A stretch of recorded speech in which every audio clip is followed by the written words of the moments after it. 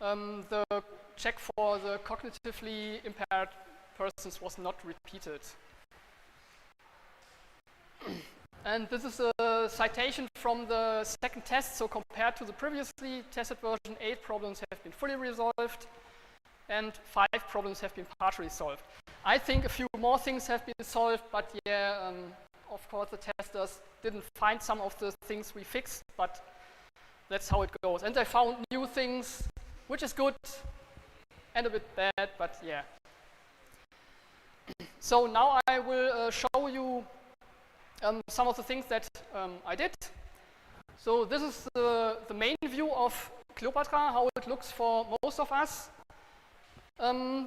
So you have the color, which indicates some kind of types of the certificates. So red is this is not a good certificate, and green is a good certificate. I'm using here the special VS-NFD mode, compliance mode that's used for the official version. It's usually not, it looks a bit different if you use it on your machine because this special mode has a few special colors. And it has this compliance mode indicator, which is also not present in the normal version. So, and this is basically how the main view looked like for assistive tools in January 2022. So the toolbar is basically invisible for assistive tools. It's also not accessible for the keyboard, with the keyboard. And of the table, basically only the first column is visible and everything else is not inaccessible for blind people. Similarly, this is how the details view looks like, so which gives some details about the certificate. And this is how it looks like for assistive tools, or looked like for assistive tools. Again, only the first column is visible, and then the static text, which lists some properties, is also not accessible.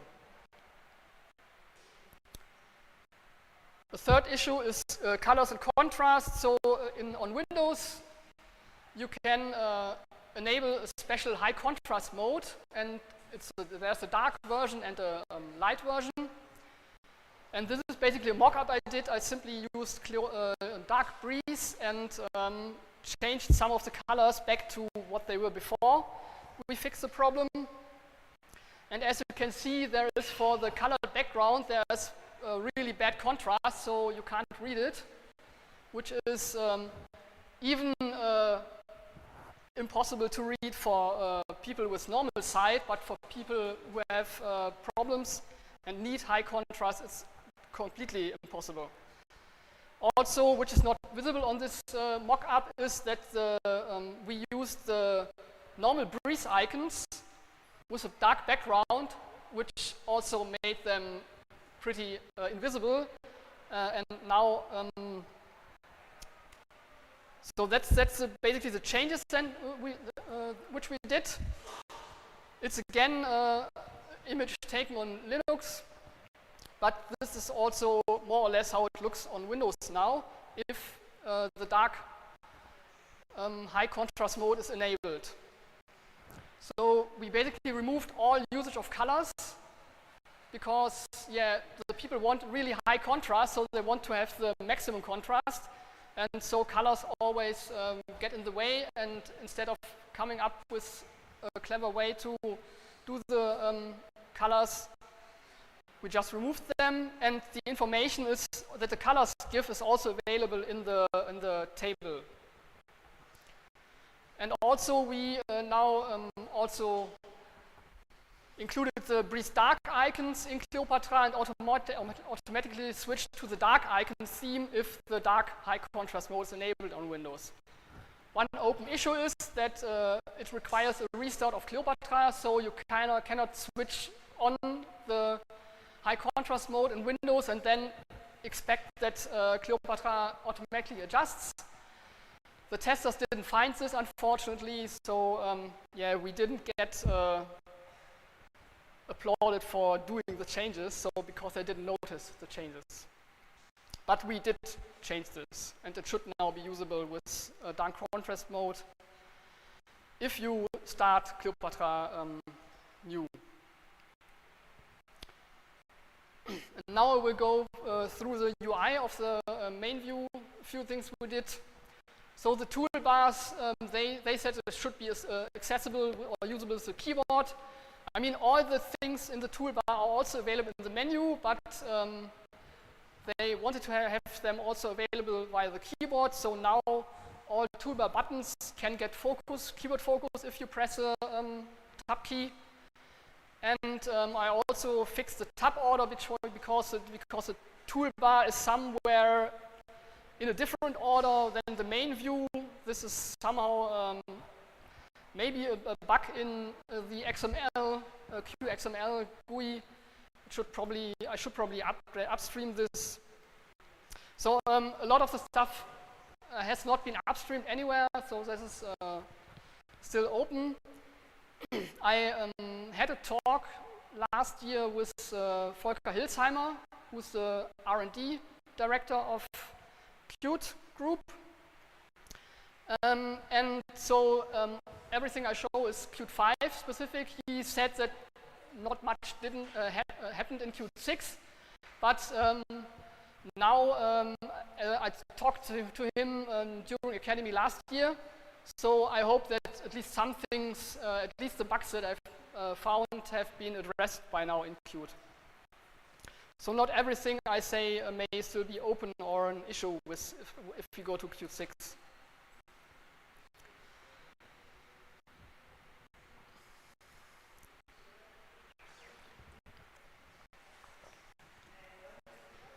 Another thing is labeling. So really, from an accessibility standpoint, all input fields should have a label.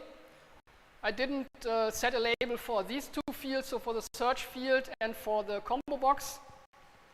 But in other places, I added labels. What I did is that I added set at least the accessible name for the search field and for the combo box, so that they are read out by the screen readers. And also I made sure that really all input fields we have in Cleopatra really have their label also set as body, or the other way around, so that the assistive tools know that this is a label for this input field. There is a weird issue with combo boxes on Linux, but I'm not going into this. Another thing which is pretty obvious if you think about it, if you have buttons which only have an icon, then you have to set an accessible name, because otherwise this tool has no idea what is this button about. Usually we probably set a tooltip, but the tooltip is exported as accessible description, which is not always enabled by all screen readers, because yes, some people don't like the verbosity of the tooltips read out to them. So you should always set an accessible name. Then for the tab bar, that is mostly accessible, except that there's a weird tab order if you don't instantiate or create the things in the right order. And also there's an issue with, or was an issue with auto-hiding if there's only one tab, which breaks keyboard navigation. So I simply disabled auto-hiding. And then we come to the table or tree view. One thing they wanted is that you have cell-by-cell navigation, so that the people can go through the table with the arrow keys and read out the individual cells. Actually, if you do not enable row selection, then this works out of the box in Qt, but we want row selection, but we want cell-by-cell navigation. So this is not supported by Qt, so I basically hacked in, so I switch between the modes while the people hit the keyboard, so that it works as people expect. And they can go to the other columns, and if you go to a new column, then the column header is read out. This is also done by Qt, so people know where they are. There was a minor issue with the current item that wasn't announced when you enter the table, and some other quirks. Another thing was, open is this reporting.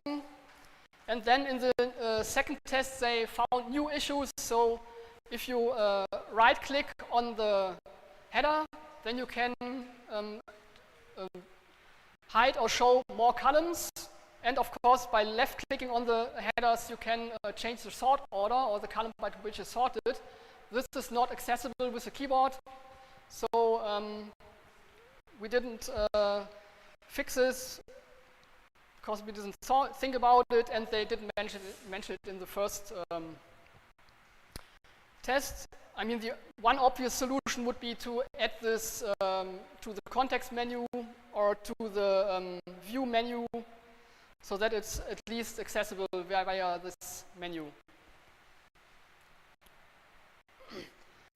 Another change I did was concerning special values.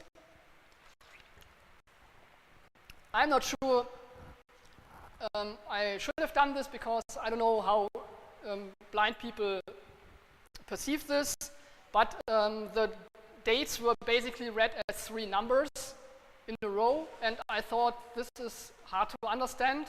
So now they are read as basically the long version without the, so basically the month name, which I think for me as a person who can see the date is more understandable if it's read out. What I also did is for hex strings, at least Ocular combined consecutive numbers to a nice longer number, which I think is also confusing. So now each letter and each digit is pronounced individually, which is how you would do it if you read out a hex string. So I hope this is also better for blind people. Then another thing was about these labeled values, basically. So that's 2 Q labels next to each other. Q labels are treated as static text from an accessibility standpoint, and tools do not really like to read them very often. And in Qt, by default, Q labels do not receive keyboard focus. So people cannot move from one label to the next with a tab key to get the information that's in the label. So what I did is I made them focusable, so you can now tab from one value to the next, and the other label is set as body, and now Qt magically again reads the label of the value and then the value. So this works nicely. And I ensured that there is this underline, which also is not done by default by Breeze. So if a static text or if a Q label gets focus, you don't see any focus indicator.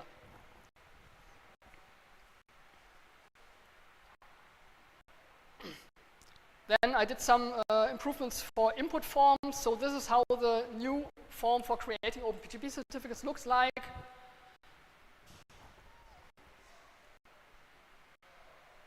This is how the process to generate the key started in the past. So there was first this, it was used with implemented with a wizard.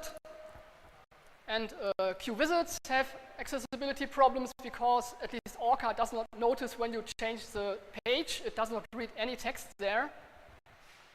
And then there are the fancy Q command link buttons, which somehow were inspired by some Windows Vista thingy, were used, and they are also not accessible because the subtitle is also not exposed to the accessibility tools.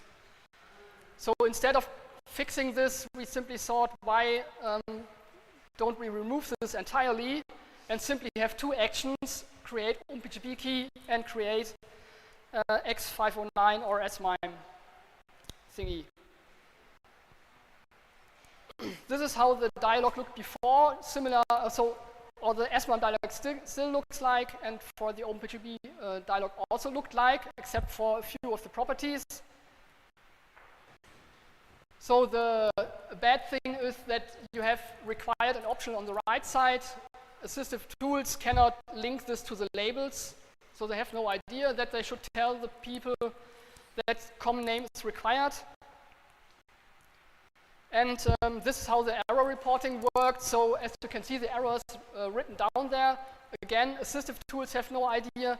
People with cognitive challenges also have a hard time to link the error message shown below with the input field. So now the required, if an input field is required, it's shown directly behind the label.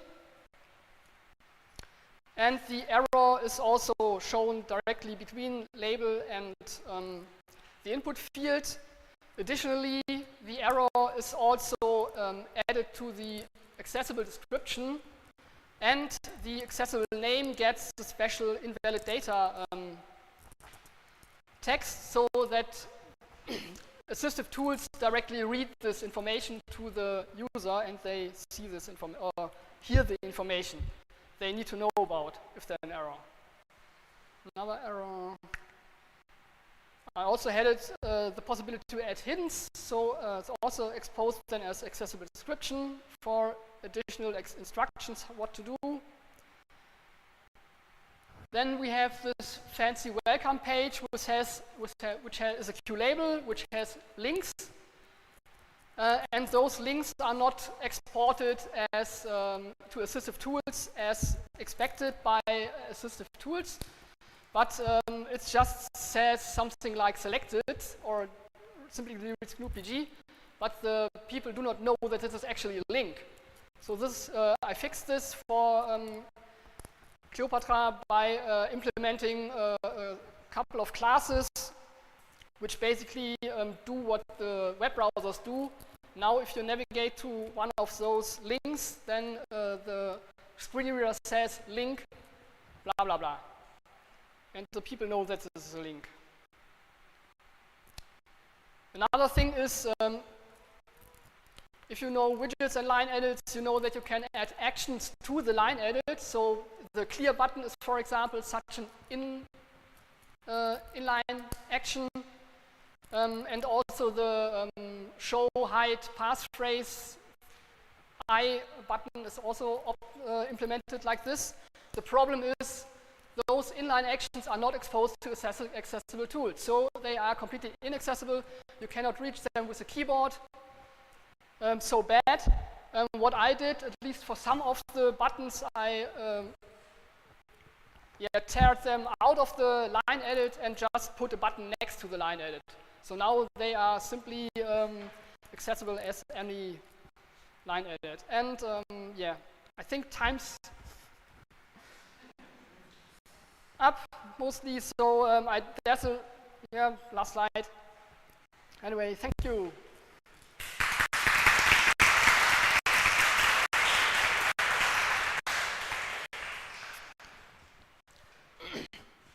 There are questions?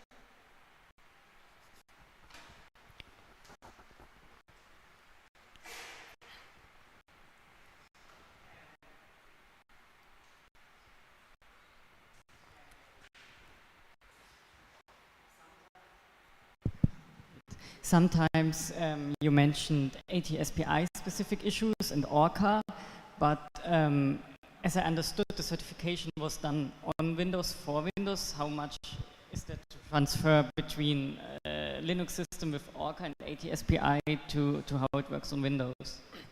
Yeah, thanks for the question. I mostly tested with Orca. I did also some tests then with NVDA, I think, which is an open source screen reader for Windows. There were a few things that were special with the Windows assistive thingy, so UI automative or whatever it's called nowadays. most of the things were more or less the same. I think the problem is in the test they probably used still another tool. So yeah, that's a problem. While working on this, I used the source code of Qt a lot. The documentation, I used the source code of Orca. I had a brief look at the source code of NVDA. So it's really, yeah, you have to look at all the stuff, and it's really good that it's open source. So you can look, is this an Orca quirk, or is this an ATSPI weirdness, or yeah, where is actually the problem? And then you have to come up with a solution for this. Basically, lots of workarounds that I added.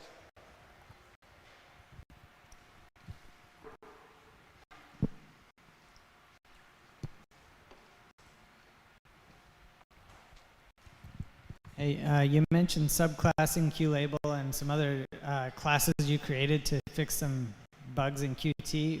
Was there any attempt made to upstream any of those yet, or enhance QLabel itself or something maybe?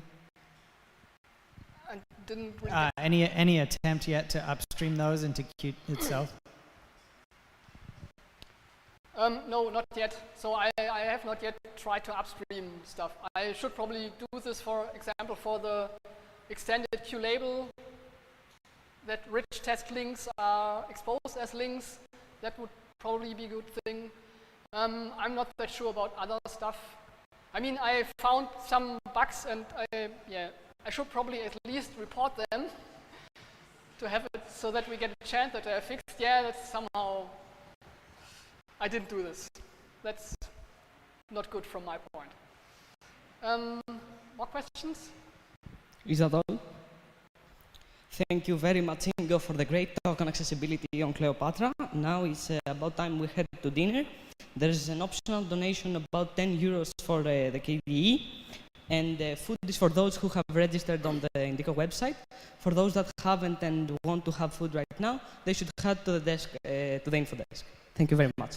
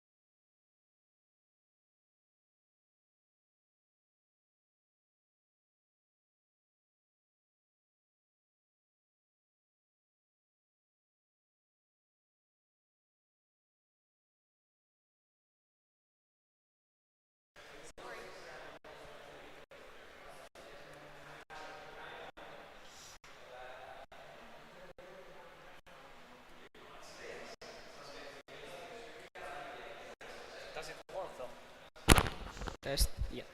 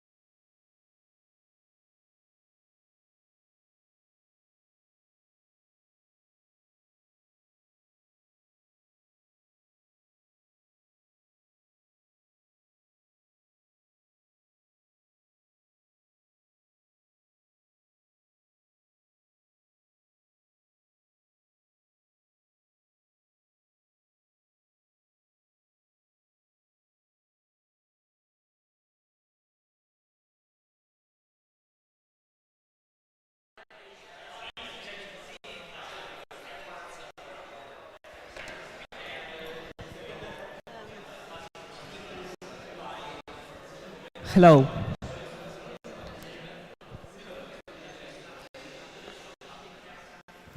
To continue our session, here is Scarlett Moore presenting over 1 million reasons why snaps are important. Take it away.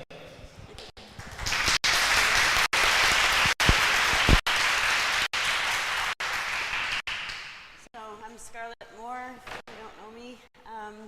I have revived the snaps in KDE, and I'm here to tell you why they are so important.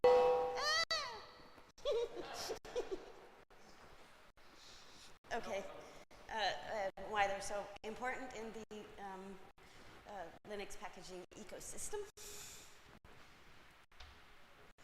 I have been working on the snaps since their inception many years ago, and then I had a bit of a hiatus, life and all, and then so now I'm back. I've been working on upstream Snapcraft. We have our own extension, tooling and automation, and of course the snaps themselves. I also maintain our content pack, which is our frameworks with Qt. Right now we only support 5, but I'm working on 6. What we do at a conference long ago, I saw this talk about this cool new technology, and it was called Snaps, or Snappy at the time. After the talk, I walked up to the speaker and asked if he would be interested in me snapping KDE.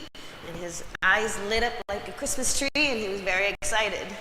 So I got started, and back then, of course, the process was very long, tedious, and 10-mile-long Snapcraft YAML files. We have come a long way since then with Snapd and Snapcraft. We now have interfaces and plugs for most of it, and we just piece it all together to which parts we need. And it's mostly a process of updating dependencies and So the workflow is you update said dependencies and decide which parts that you need, and then you push, and then the CI does everything else for you. It sends it off into the interwebs and builds it, and if it's successful, it will publish it to the store for you, and then you have to test it. Always got to test it. You don't want to give the users a very broken application. Once you've determined that it is something you want your users to be able to use, then you just have to promote it to stable, and you're done. I have made a template for new applications that have not had their snaps done yet, but I'm working on making sure that that's not an issue anymore. Yes, that's available. And so here's why snaps are so very important. We have over 1 million users, active users across all of our applications and content packs, and it's our applications are very popular among Snap users. So, our heavy hitters, of course, are Krita and Ocular, and KDE Live are a very close second. Don't get comfortable in those top seats. You have a lot more applications coming up in popularity.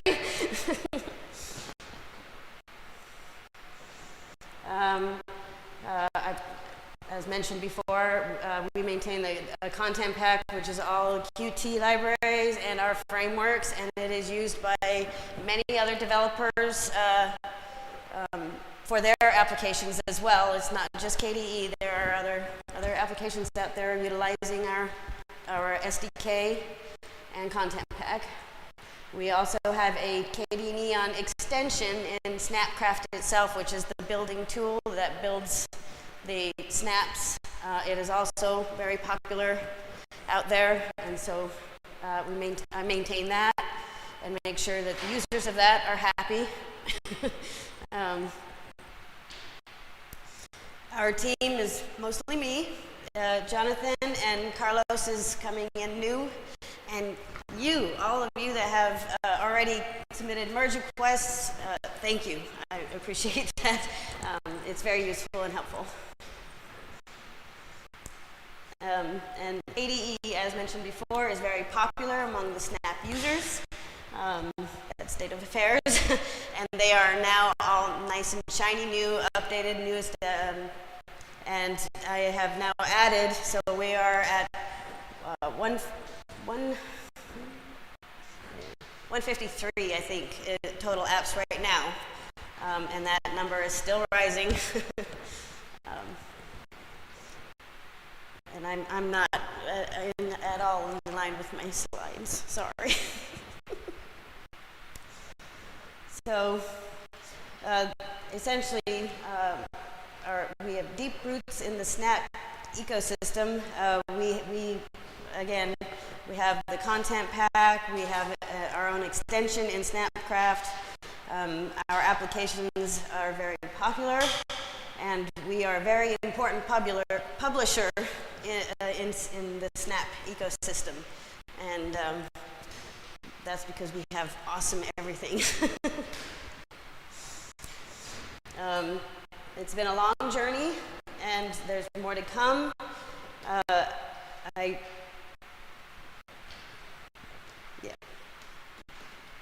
already said all this, I'm sorry. So, with that said, I have a BOF in room 2 on Tuesday. Anybody that's interested in learning how to maintain your snaps, if you know that there's a new dependency coming up, you want to do a merge request and all that, come talk to me, and I would be more than happy to show you what to do. And now I bring Jesus, who will have some nifty tips and tricks with that part.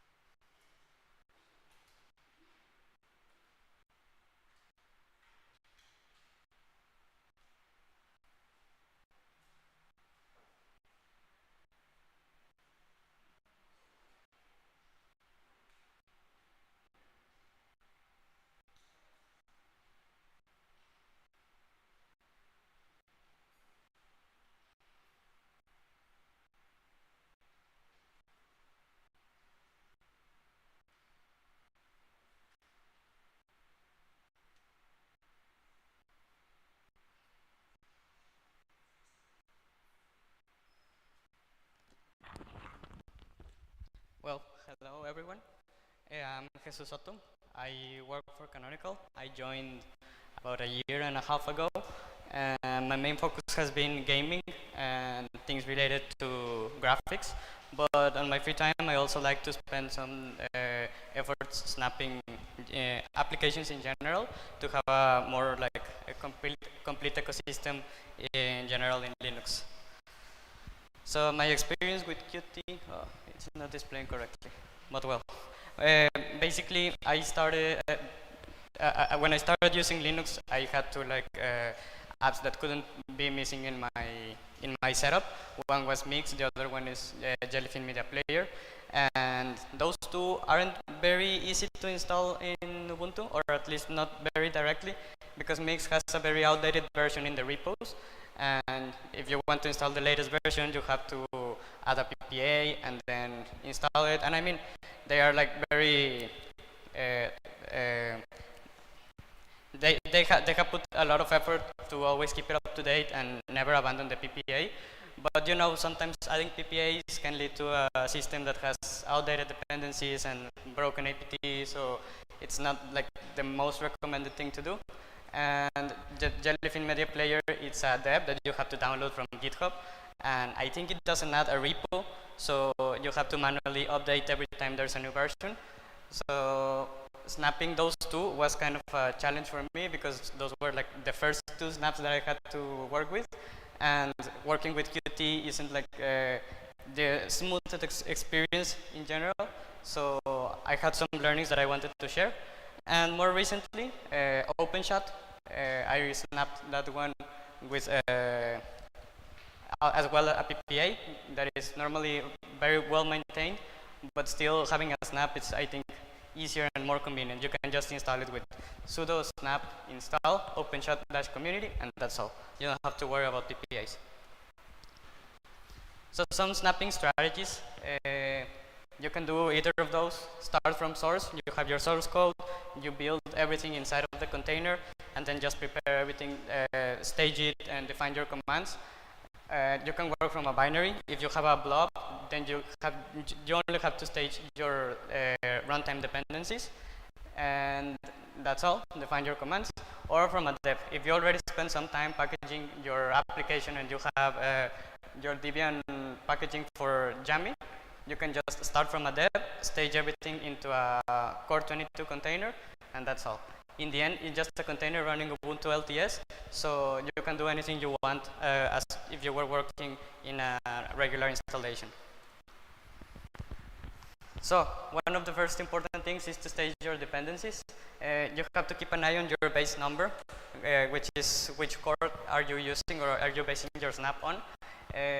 Core 18 is based on Ubuntu 18.04 LTS, Core 20 on 20.04 LTS, and 22 on 22.04 LTS. So normally you have like this build process for a specific Ubuntu version, and you don't want to move a lot because you know, migrating from a version to another is going to take some time and engineering effort. So for now, if you want to snap it, just go with the base, with the snap base that you support. But in the future, it's obviously a good practice to always move forward to the latest core version. Well, for your snap, you need to define your regular runtime dependencies, like, I don't know, like Qt quick controls or your web engine or fonts or whatever packages you need for runtime. You can also have an idea on what you need for your package if you have it packaged for Debian. The file debian/control has a list of your dependencies that you need for runtime. You can also be helped by the linked warnings. Whenever you're snapping your application, it's kind of very verbose on what it's displaying. So you can guide yourself by the linked warnings that are displaying there. Normally, it will tell you like, well, the snapping process failed to find this specific dependency, and then you know if you have to stage it or not. If that isn't enough, then you can also LDD your executable. Basically, after you snap it, you have a .snap file. You can unsquash the file system and then just LDD your main executable, and it will print all of the system libraries that it requires. If it loaded them or if they are just missing, then you can have an idea as well of what is missing. Normally, the names of the libraries are something like that. It starts with lib, qt5, and then a name, .so.5. And the correct way to stage the package or the name of the package in Ubuntu, it's more or less the same. You just take away the upper cases, and the .so, you just take it away and take away all of the dots. In case you still have questions on how the package is named or how should you stage it, you can do to packages.ubuntu.com, and you can search for your system library, and you'll find them there. And then you just copy the name of the package and stage it. You have to remember your environment. I mean, if you're the primary developer of your app, I am sure that you know about all of this, but me, from my perspective as a snapper and not much as a Qt developer, I was kind of unaware of these variables and how important they are. So make sure to include them in your environment when you are snapping your app. An example of something that should be considered, for example, when working with the library path, Pulse Audio installs its libraries in a different folder, so you have to add it to your library path. And for instance, the Qt Web Engine process path, that it's also located in a different in a different place in this case because of the sandbox, then you have to define here that you are storing it in a different place or that it has to load it from a different place. Hard-coded paths and config files. Normally when you have something outside of the sandbox that you need to reference or something that is hard-coded that it's always pointing to a specific path, then you have to use layout bindings. Some of the examples are ALSA, the DRI drivers, and Qt itself. Qt is always looking for the installation in user share Qt5. So if you combine directly that directory, it will find it inside of the container. The same goes for ALSA and the DRI drivers. But try not to use layout bindings because layout bindings are slowing down the start time for the snap. If it's possible to use an environment variable instead, like for example the case of the Qt Web Engine process, then try to use those variables and it will speed up the launch process. Interfaces, plugs, and permissions. So normally the sandbox won't allow the app to connect to outside resources.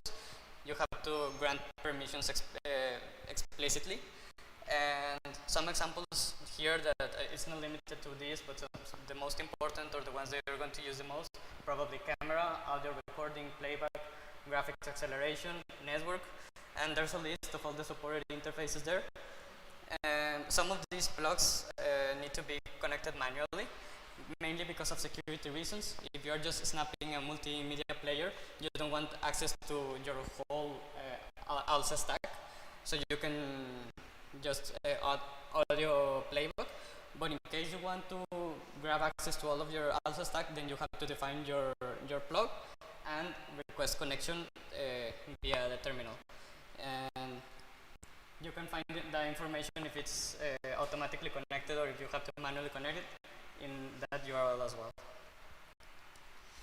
Well, there's also the KDE Neon extension, which is also very helpful for snapping this type of applications, KDE and Qt. There's a, well, I don't know why it's displaying like this, but there's you can go to snapcraft.io/docs/KDE Neon extension, and then there are some examples on how to use it. Well, this was a short presentation, so if you have any questions for me or for Scarlett, we're ready to help you.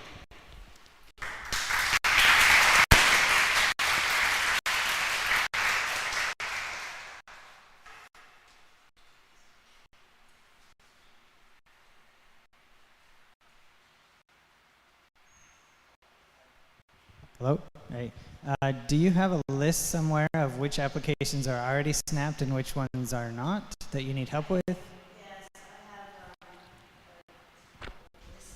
Okay. But I have. Oh, thank you. I have. You can do a search for KDE on Snapcraft.io apps for the ones that are done. But I also have. In Invent, I have a checklist of all the applications. I'm almost done with release cycle. Now it's the non-release cycle applications with their own releases that I'm working on. But yes, I do have in Invent. We have a little project under, I think, Neon, because we weren't cool enough to be able to do our things like Flatpak gets to put in each repo. We have to have our own repo. But I do have a wiki and everything with all of that and issues and all that. And then one other question: do you have a list of things that are needed for the Qt 6 and KF6 work? Do you need more hands there in some things? Well, yeah. Well, I mean, I get time is an issue. A lot of this I did on my own free time. I have some more free time opened up, so that's my next on the list. I know it's a big one. I think that should conclude this talk. Thank you very much. There should be a small break because I think you finished a bit early. And we should meet here for the next talk about Flatpak in about... We have like 25 minutes. Have a nice day.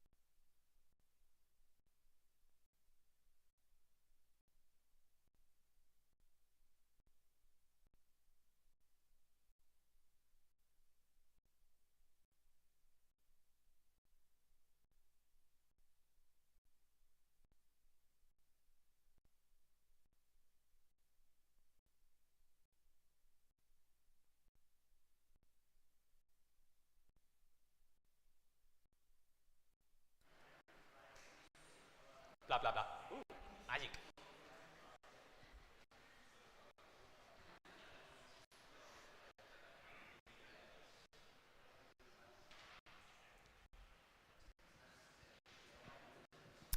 Thank you for coming back after our short break. We would like to continue our presentations with Mr. Albert presenting Flatpak and KDE. Take it away. All right. Hello, everybody. Thank you for coming. I'm going to present myself. So, who am I? I have a bit of echo, maybe. I shout very loud. Sorry, I'm very loud. So, I do lots of things because I'm a very old KDE person, right? So I started doing things in 2003, so I've done recently some FlatHub work, but I've been doing work on Okular. I used to write KPDF, but then KPDF got so old that people don't know what KPDF is anymore, so I just do Okular. I've been doing things with translations and releases and games. I was one of the founding members of KDE Spain. I was on the board of the KDE for a while. So yeah, I've been doing a little bit of everything. Since you see on the first line, I've been a KDE developer since 2003. You know what day it's today? Today it's my KDE birthday, so thank you for coming for my celebration.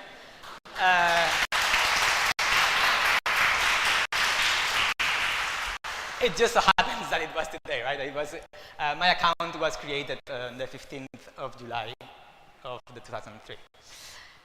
Anyhow, back to the topic. So, what is Flatpak, right? I'm gonna show some slides now. The top of the slides has this thing between quotes. The thing between quotes is because I've copied it from flatpak.org, right? So I'm gonna try to like go through what they say, and I will give my interpretation of what that means, right? You might agree or not, they might agree or not, but this is all my fault if you don't agree. So the webpage says that flatpak.org is the future of apps on Linux, right? Which is, I think it's a bit too much, right? But it's a good goal, right? Like if you set your expectations to be too low, you never get there, right? So like set them very high, and if you get in the middle, that's not too bad. My interpretation of what Flatpak is a way of helping the user by helping the developer, right? The developer, as like Okular developer, I have this problem. Everything is red, right? This is repositories.org, and very, very, very, very few distributions ship the last version of Okular, right? I mean, this is a bit trickier also because we just released the 0.3, right? So there might be some 0.2 there, which is not too bad. But generally, I'm gonna guess, but I say that probably more than 50% of our users are using old stuff, right? Which is not great because they will file a bug and you will say it's fixed, and it's like, oh, but it's not fixed for me. So yeah, this is not great, right? So that's what Flatpak aims to fix, right? It aims to fix a way that when I do a release, the user gets the release as soon as possible, and I can tell them the bug is fixed, and they are happy because the bug is fixed. Now, some of the quotes from the webpage. So it says, it's built for every distro and stable performance and blah, blah, blah, right? So it's built for every distro because at the end of the day, it's its own distro, right? You cheat by putting another layer in the middle, and it's like, yeah, it works everywhere because you have your own layer. There's a thing called runtime, which is very similar to what Scarlett was speaking before about the content thingies, I think it's called content something, in Snap, which is basically a set of libraries that everybody wants to use, right? So if everybody wants to use it, well, just let's compile it once and depend on that, right? So there's one called the Free Desktop Platform, which has like base libraries. We have one called the KDE Platform, and then there's the GNOME Platform, and there's more, right? Everybody can do their own platform. It's not, you don't have to be special to do a platform, right? It's just another kind of Flatpak. Now, Flatpak has this very nice and at the same time very not nice thing that it runs containerized, right? So like your application immediately doesn't have access to dbus, or it doesn't have immediately access to all the files on the file system and whatnot. And this is very nice because it's the way that modern things should work, right? One application should not have access to randomly all your hard disk, right? It's not very nice because we're not used to that, right? We've been writing desktop Linux applications for 30 years, and we are used to like poke everywhere, right? It's like, I'm gonna get this from here. So like, for example, in Ocular, there's this thing that you can render LaTeX annotations kind of thing, right? So you write some LaTeX and it will run LaTeX and it will convert it to a PNG and put it on the PDF file. Well, that only works because you have LaTeX installed on your system, right? So to make that work properly on the Flatpak version, we would have to compile LaTeX inside Ocular, so we're not doing that, right? Sure, there's other ways to do that, and there's like plugins in kind of a sense in Flatpak, but by making things better, sometimes make things harder for the developer, right? So, yeah. Then, to help a bit with that, there's a thing called portals, which it's also working on Snap, as far as I understand, that they are a way for your application to punch out in an organized manner outside of your confinement, right? So say, I want to print, or I want to open a file, or I want to know what's the network status, right? It is a very typical thing your application wants to do, but in the current world, we just go and do QDBus Network Manager, but if you do that, you suddenly have access to like disconnecting the Wi-Fi and things like that, right? And you don't want Kmail to disconnect your Wi-Fi. You want to know if you're connected or not, to be able to like offer syncing your email or not, but why would Kmail have access to disconnecting your Wi-Fi, right? So that's something that the portals are helping, and it's a bit, I think it's a bit similar to what's happening with Wayland. Like people are discovering more and more things that compositors need to do, and they're adding more and more protocols. And with portals, it's a bit of the same thing, right?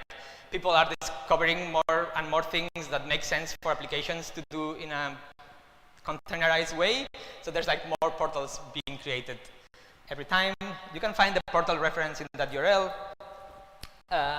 Luckily, some of the portals you don't have to care about, right? So like if you want to open a file, either Qt or the KDE frameworks will care about for you. Like there will be an if in the code and say, okay, if I'm inside the Flatpak, do this thing, and you don't have to care about the portals.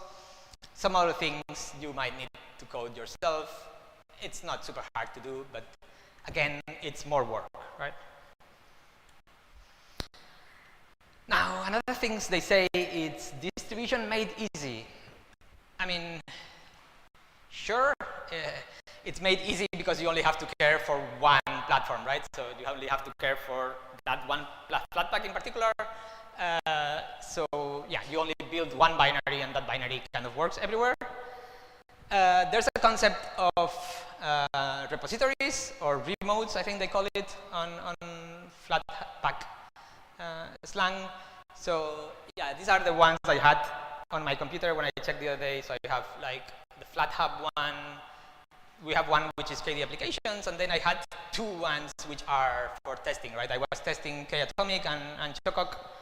So I had those two ones as testing, but basically you can have as many repositories, and it just works fine. I mean, it's not nothing groundbreaking, right? I mean, this has been invented for a while, but it works. Now, in Flatpak, you as the Flatpacker, which ideally should be the developer, it's not always the developer, right? The idea of Flatpak is let's kill the distribution maintainer, right? But we just not kill the distribution maintainer because distributions still exist. We've just created a new figure, which is the Flatpak maintainer, right? Ideally, it should have been the developer, but it doesn't happen. It hasn't happened yet. But basically, what this means is that you get to specify all the dependencies you're using, right? So For example, and then it has easy to build tools. Yeah, I mean, nowadays everything is easy to build, right? There's a make, there's an install, and it's not so hard. So in Flatpak, how your application is built is controlled by a JSON file. You can also do YAML, but I know. We have decided to mostly do JSONs in KDE land. And these would be the basic things your JSON would have, right? So it would have an ID, so that's the ID you would use to install from the command line if you want, right? So you do flatpak install org.kde.geography. Then there's a runtime, which can be null or not, right? But it's the thing you base your thing on. So geography uses the KDE frameworks, so it uses that. There's a command, which is what has to be run. And then basically it's a URL and the SHA. And I mean, I removed some of the brackets because it didn't fit here, but that's basically what the geography Flatpak manifest is. It's like 5 lines of boilerplate, right? So in an ideal world, it's very easy to do that, right? Sadly, not everything is so easy, right? We have contact, which is almost 1,500 lines long, and we have ocular, which is 500 lines long, right? And that's because of the dependencies you have, right? These applications are big applications, and they have lots of dependencies. So basically, you have to spell out all your dependencies, right? You have to say, ocular uses popular, but not only that, right? Popular uses libLCMS, so you need to spell out libCMS, and if libLCMS uses something else that is not on the platform, you need to compile that down, right? So that's not so great, but at least it gives you the power of deciding which libraries to use and which versions and whatnot. Now, since we are speaking about dependencies, I'm going to cheat a bit, and I'm going to talk about a fast aligning talk. I've been presenting to Akademy for 2 years and hasn't been approved neither of the 2 years, so I'm just going to do here, which is say no to optional dependencies. Right? Optional dependencies are a pain in the ass because they explode your complexity. Right? This is the example I want to speak about. So Ocular has 18 optional dependencies. One of them is Popular, which has 6 optional dependencies. One of them is LCMS, which has 5 optional dependencies. And I got tired of checking if one of those had optional dependencies or not. But I'm not super good with math, but I'm sure if you multiply that, that's a big number of possibilities that explode. Right? I actually remember talking to Nate when we were doing the signature thing in PDF in Ocular, and he was saying, it's like, this doesn't work, like this doesn't show up for me. And it's like, well, because one of the missing dependencies somewhere was missing, right? And it's optional, so we didn't fail. So my suggestion would be, every time you have a dependency, make it non-optional, make it mandatory. And if you want, you can provide a CMake parameter or whatever to disable it, right? But make the user be aware that they are disabling it. And that goes very well with actually this talk, right? Because imagine contact has like 67 dependencies, right? Imagine they add a 68 dependency, but it's optional, right? So when we go and update from contact 2304 to 2308, we're not going to realize. Like the build block of contact is like several thousands of lines. So we're not going to realize we missed an optional dependency, right? So if it's not optional, we will realize because the build will fail, and then we will be able to decide, well, should it be optional? Should it be not optional? Maybe it doesn't make sense in the Flatpak world, so we can just remove it, right? So yeah, that was my lightning talk that I cheated to talk about. So I've been talking about Flatpak. Then there's this other thing called FlatHub. And what is it? So FlatHub, it's basically a remote, right? So it's basically a repository of packages, but it also has more, right? So it also has its own CI. It's mainly hosted in GitHub. We'll see an example later of some things that are not hosted in GitHub.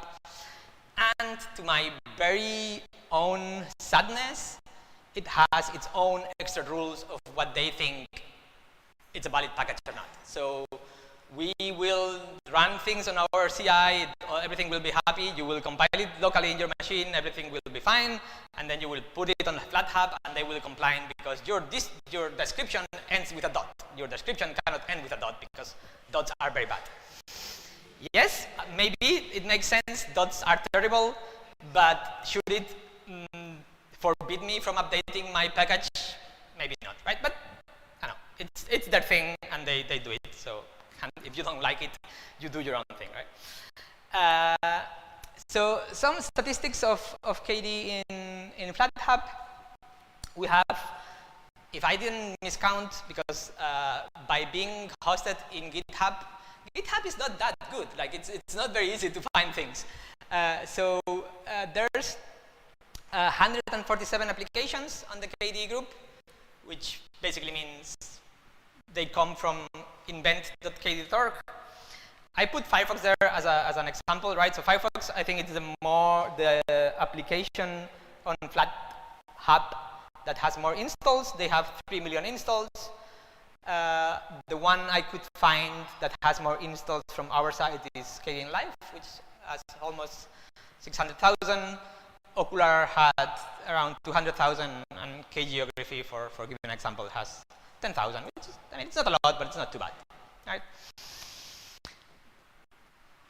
So, as you saw before, right, we had the, somewhere? Yeah, we have the KDE platform, right? So, what's the KDE platform, where it's hosted, how you can contribute to it, right? So, the KDE platform slash runtime is hosted at invent.kd.org, but weirdly is built by the FlatHub CI over FlatHub, right? So it's one of these things like everything in FlatHub is hosted in GitHub except ours for some reason.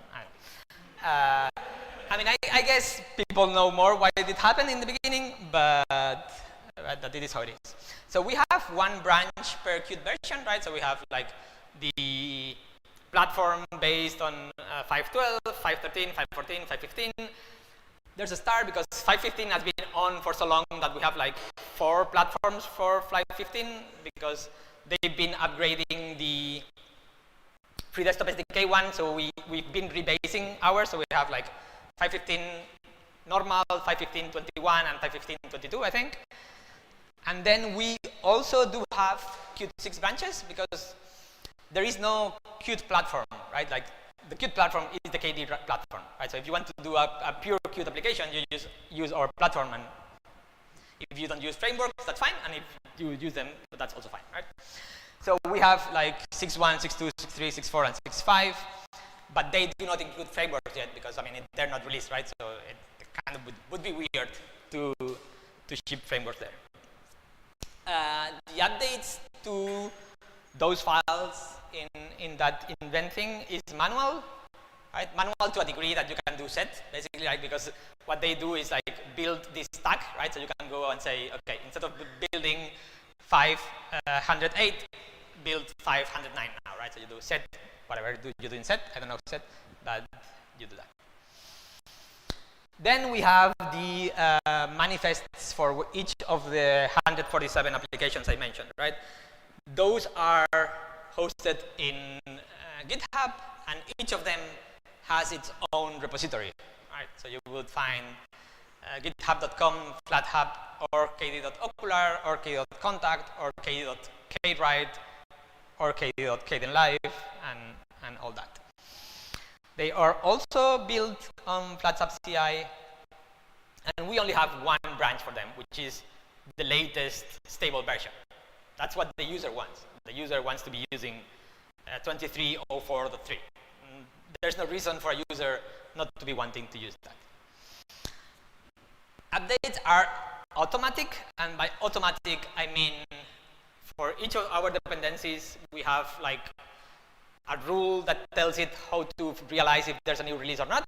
And when that happens, a merge request is done against the repository. It's just a merge request. Like an actual human has to go there and say merge it. But it's okay, right? It helps a lot because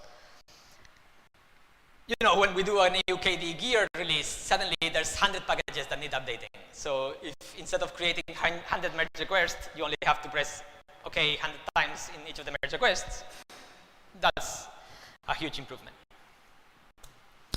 Now, since things couldn't be simpler because we like to complicate things, we also have a Flatpak repository on KDE. But it's a bit different from the FlatHub one, right? So this one is nightlist. So this one is building master. It's hosted at Invent. It's built by the binary factory. I think all these things are going to change at some point because I think we want to kill the binary factory. So I don't know what's going to happen. I mean, this might be obsolete in a month, but at this point, this is the correct information. Updates are not automatic, which is not too bad because since we're building master, well, master is automatic every time you build it. So maybe some of the dependencies are not automatic, but for our software, it's not too bad. Sadly, that means that the files have to be duplicated from FlatHub, because if you check here what we had in Geography, we had a URL that was the URL to build Geography. So for the nightlist, that URL is the Git URL. So it cannot be shared. I mean, I guess we could share it with some fancy magic, but at this point, it's not shared. Right? So we have some duplication going there, which is not great. Now, another thing you can do, there's not many projects that have done it, but it's been done more and more, is enable Flatpak on the Invent CI, right? So on invent.k.org, we have CI that runs on every commit and on every merge and blah, blah, blah. You can enable that by using one of the templates. If you know how the CI works for KDE repositories on GitHub, we don't spell everything out manually. We just like reuse some of the templates and all the magic happens behind the scenes. So you add one line to your .gitlab CI, you name your manifest Flatpak manifest, and then on every single commit, the Flatpak will be built. Obviously, it still has the same problems that we are duplicating the file from FlatHub. The updates are not automatic at all either. They are there in GitHub, in Invent, and there's not much to do. If you do that and you had previously a Flatpak in here, please go here and change it to what's called a remote app, which is a way to say, build this thing, but the instructions are not here, the instructions are somewhere else. Because if you don't do that, instead of having it duplicated 2 times, we will have to duplicate it 3 times, right? And that's something we really don't want to do. It's bad enough that we have it duplicated 2 times. And that's basically everything I had to talk about. I think I've been a bit fast, so if you have questions, I will try to answer them, and if not, we can go early to the coffee break. There's no questions. I've been so good that no. Oh, there's a question from Nate, maybe.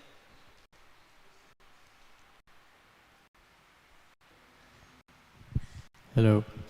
So on the subject of the manifest duplication, I recall hearing at some point about a plan to either build apps on our infrastructure and then push to FlatHub, or to share manifest files somehow. Would you be able to talk a little bit about any news there, or how that would work, or anything like that?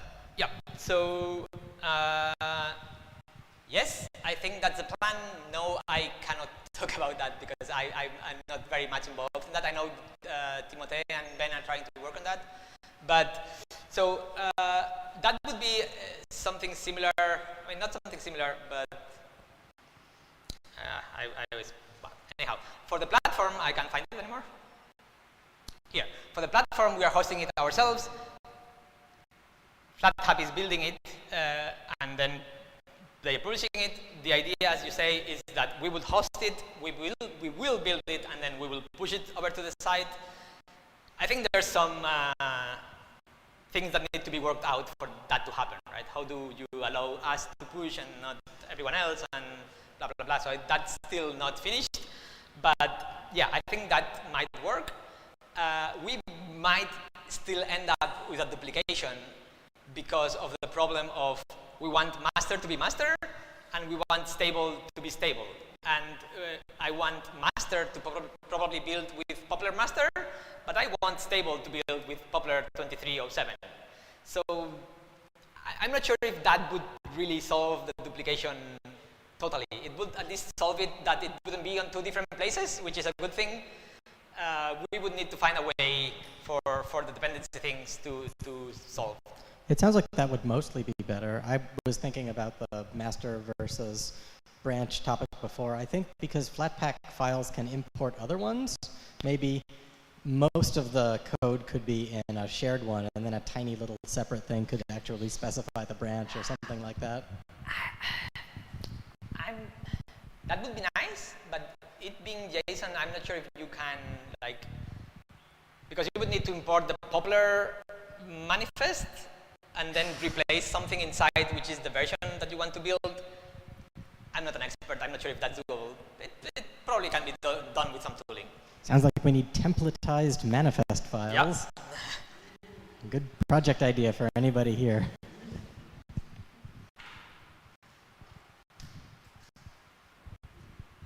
Just for the templatizing, we actually have Qt Web Engine as a template, and applications building or including Qt Web Engine, they do not specify a runtime they use, but they specify the template they use. So they specify they use a Qt Web Engine template, which specifies the runtime it uses, and that way we can have like some base template for KDE applications and build on top of that.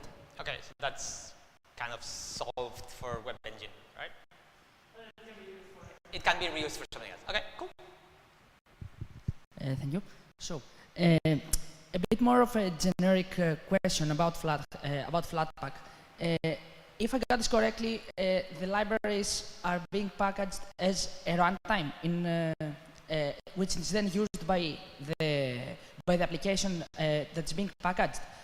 Does FlatHub have a way to know when I install an application that happens to share the libraries with another one, to use the runtime that's already installed, and only if they're not if the runtime is not installed, then okay. Yeah. So the question was about reusing runtimes, right? So here, I mean, I didn't have enough space to put everything, right?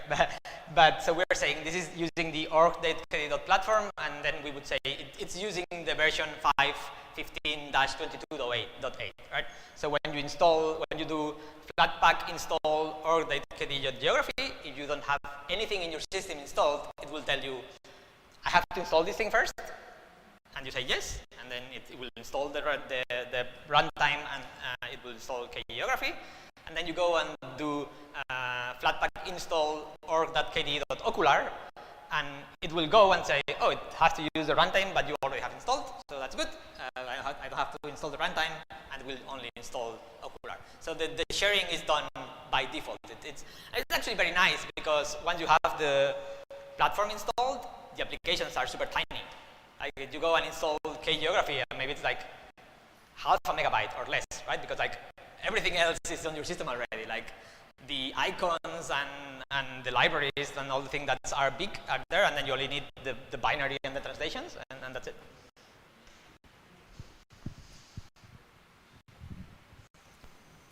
Have you tried using the open build service to build Flatpaks?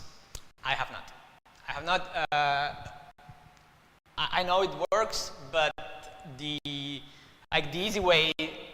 My main aim is to be on FlatHub, which is the biggest Flatpak repository, and it's very easy to use their CI for that. So I haven't had the need to investigate other different build systems. Thanks.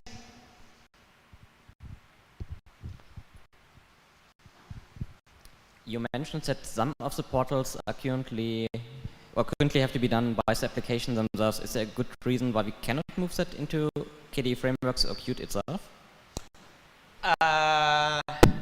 So the question was why, if there's some portals that, I was speaking with portals somewhere. Anyhow, I don't know what portals are. Blah, blah, blah. Anyhow, I will skip to the end. Portals.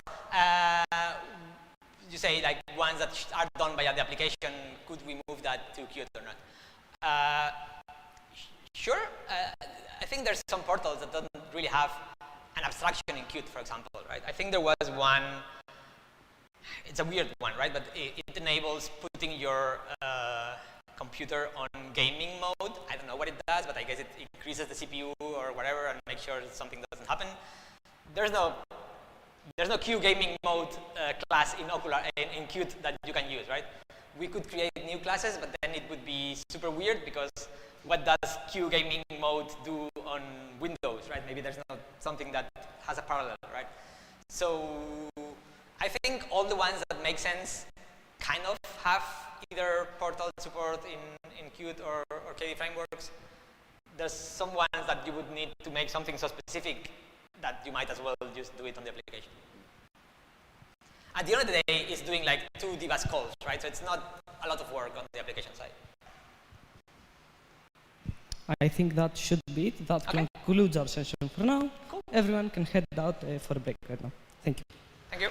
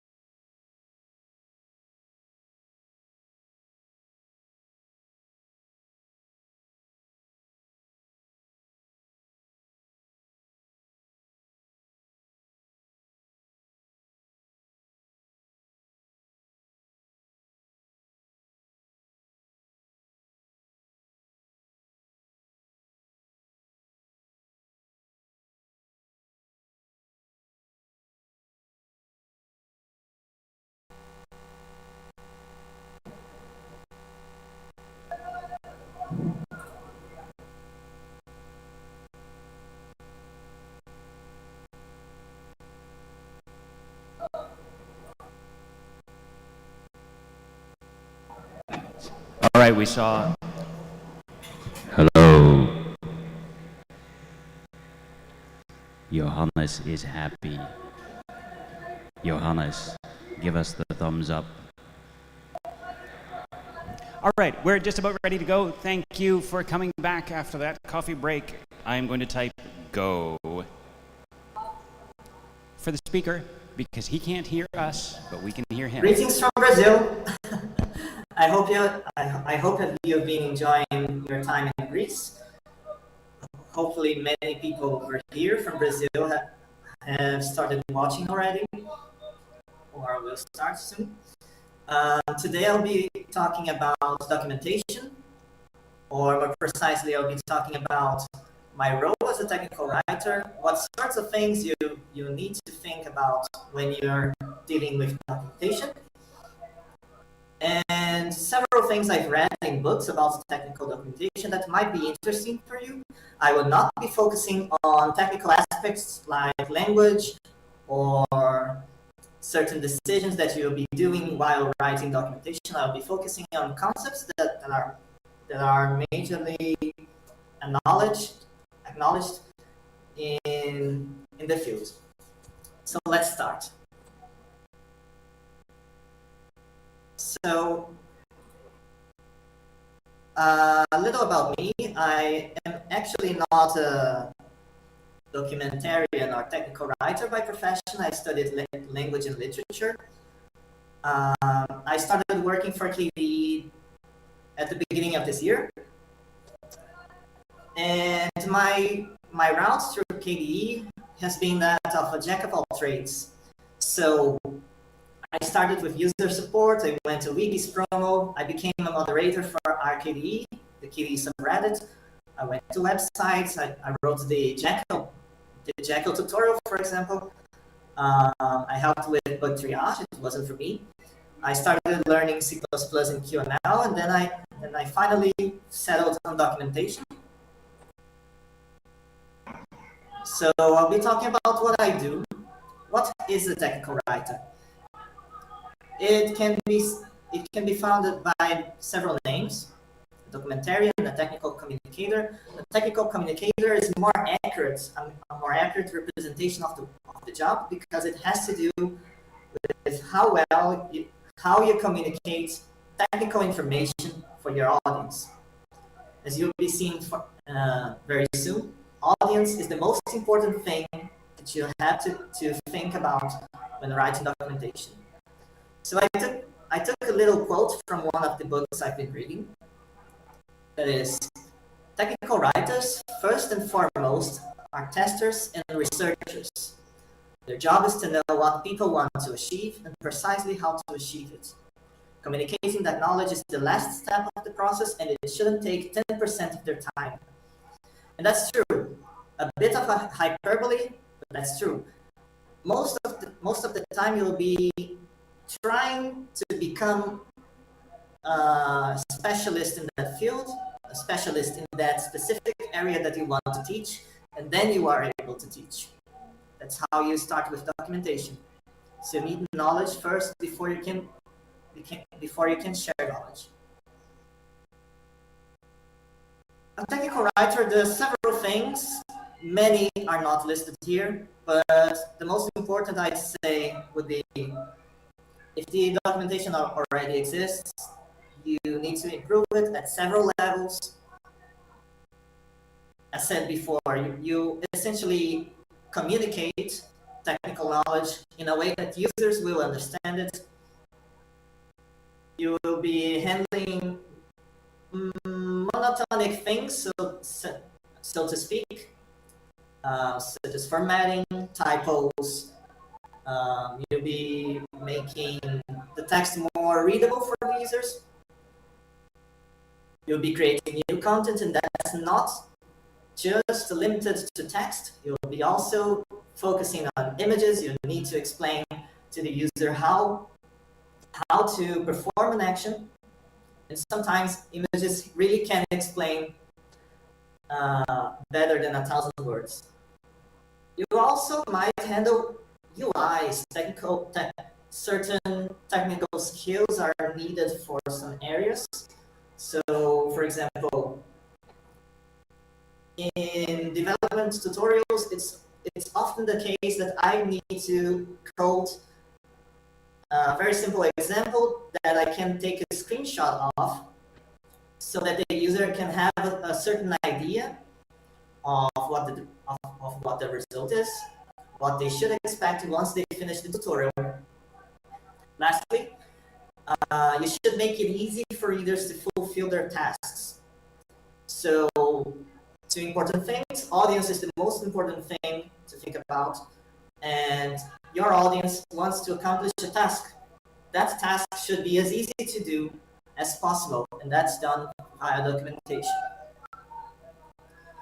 So generally in the documentation industry, from what I've seen, you generally have 5 steps that I literally just copy and pasted from a certain book that will be listed at the end of this talk, which is the planning, the structure, the writing, the review, and the publish step.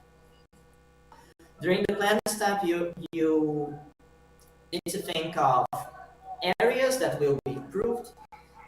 You need to think of when to address certain issues, which are priorities, which should be done first, etc. At the structure phase, you'll be mostly thinking about how you will be handling these changes in the documentation. Maybe you're writing the new documentation and you need to structure it into several headings, one after the other. Maybe you want a table of contents to start with, since that will give a good idea of what you will be doing later. Sort of a skeleton to work on. Then you have the writing step, which is indeed the shortest step that you will take. You have the review process, which is when you've already written the documentation, you need to focus on the language, you need to focus on formatting, you want to focus on mechanical skills, mechanical tasks, I mean. And then you go to the publish step, which is the final touches before you finally publish the documentation. So the one thing that is the goal of a technical writer or documentarian or technical communicator is to allow the users to complete their tasks. So for instance, API documentation should make it clear why, how to use it, why you should use it, and the technical proceedings to do so. In tutorials, we'll be focusing on accessible language too. So each field has its own technicalities. So it's very common to see articles talking about what you should do when learning a new skill, when getting introduced to a new field. But I believe the most important thing that you should know, that you should focus on, is to avoid things that make you fail at your job.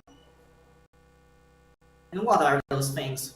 When the user cannot understand the documentation.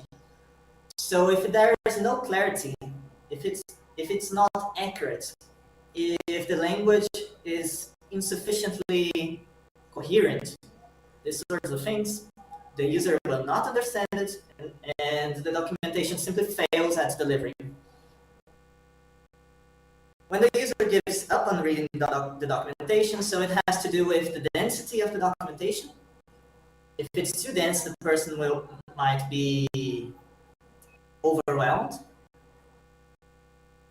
And if it's too terse, it might be lacking in information that is needed for your audience to understand how to accomplish the task.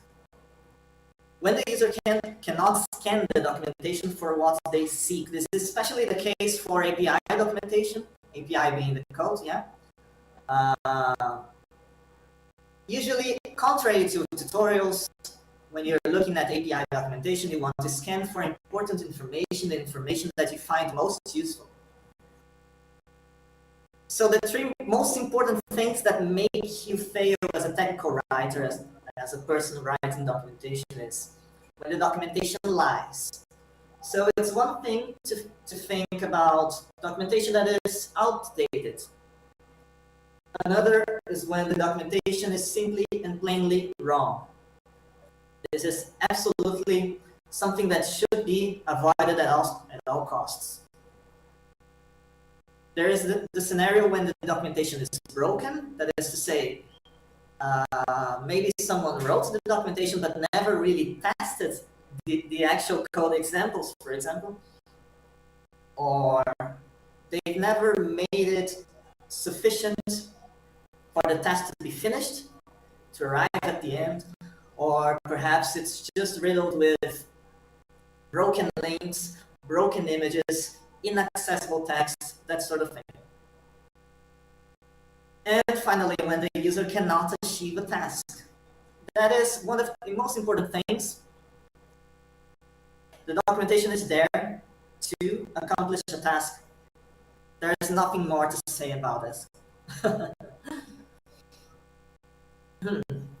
So, more in context, more on topic about KDE.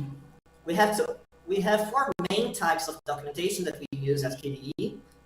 Of course, there are more types that you can use, but these are the most important ones. And they're listed in order of difficulty, namely wikis, tutorials, application manuals, and API documentation.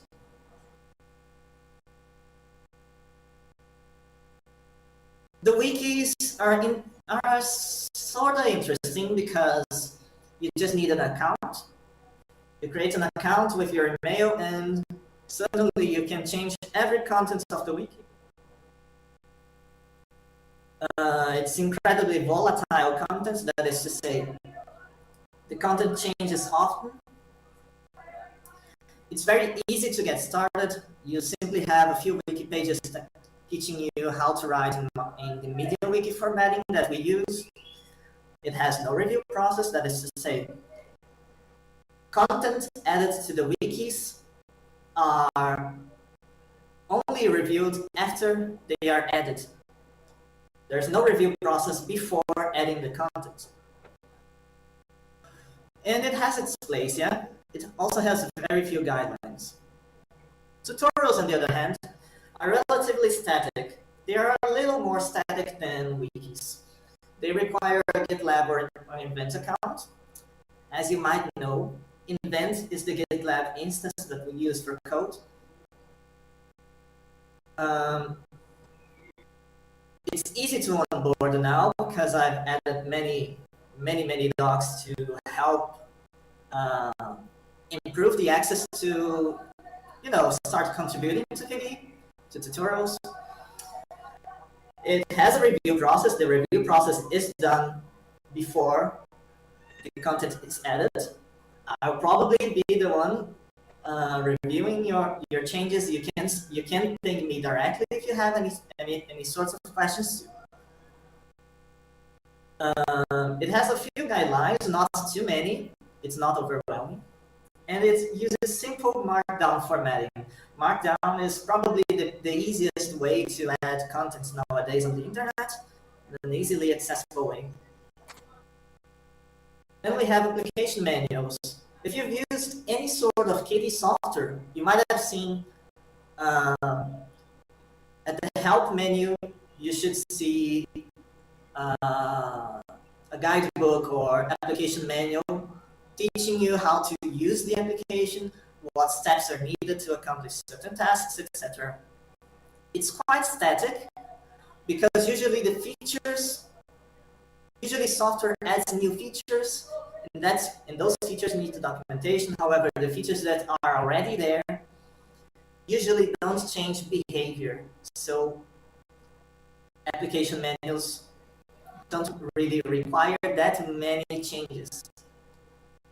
It's very different from wikis, for example.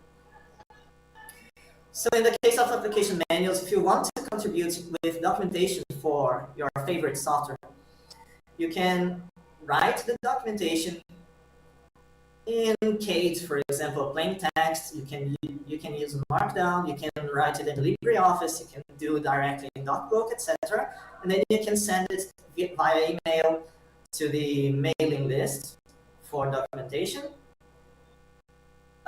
Or you can contribute directly by creating an Invent account and going to the project page and changing the DocBook directly.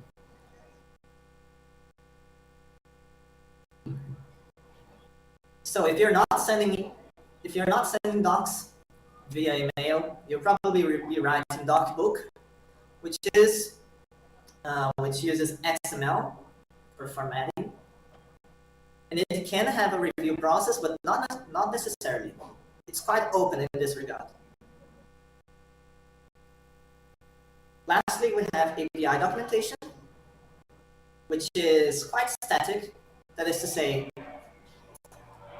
as long as you add quality documentation to your code, as long as you add quality documentation to your code, it will probably not change unless the code changes. The same cases as application menus. It absolutely requires an Invent account. There's no other way.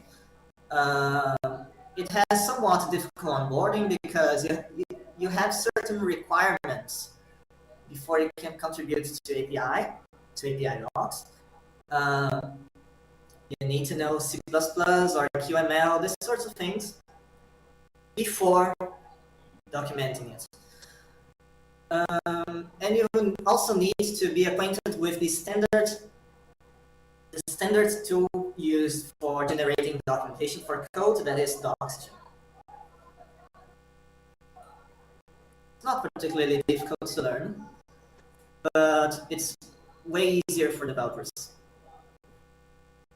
So, okay, I'll be talking about several important things about documentation, what aspects you should think about, should know about, and those are audience, navigation, accessibility, formatting, language, information disclosure, and levels of edit. This last one is kind of special. But arguably, the most important thing that you must think about is documentation is part of your product or software.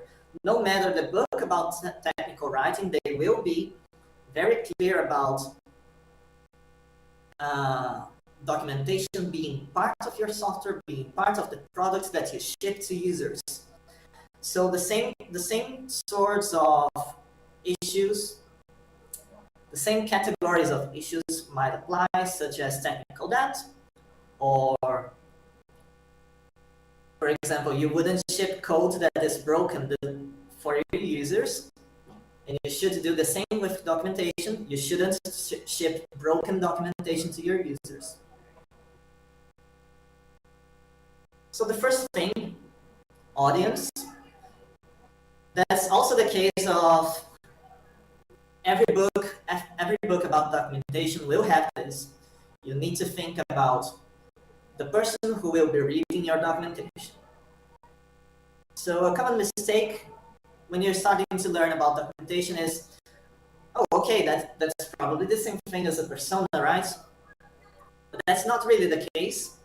A persona, as mentioned in user experience, I believe, has to do with, it's more like a tool that you use to characterize a specific kind of user, whereas the audience that you want to focus on will be a range of multiple personas, multiple possible personas, and for that you need to account to their status, their roles, if they are a user, an administrator, a developer, if they have any other changes in levels of experience. So for instance, a tutorial will focus way more on users who are not well acquainted with code in general, maybe, Meanwhile, API documentation will be focusing on people who are able to read API, who are let's say, who are seeking specific information, not learning a new skill.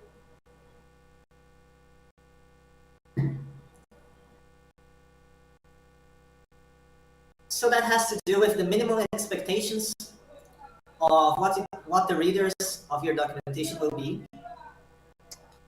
What are the use cases that your users will have for the documentation, for the products that you are shipping? Again, this has to do with accomplishing tasks. The use cases of your users are the most important thing that needs to be addressed in your documentation. You don't necessarily need to cover all use cases, you need to cover the most important ones, of course. Yeah, the audience is everything. I really need to hammer this in your heads, really. The audience is everything, and by consequence, you always need to think like your audience when you are reviewing your documentation. If you read the documentation as if you were an inexperienced developer, for instance, you will be able to notice several issues that, when addressed, will be making the documentation way more accessible.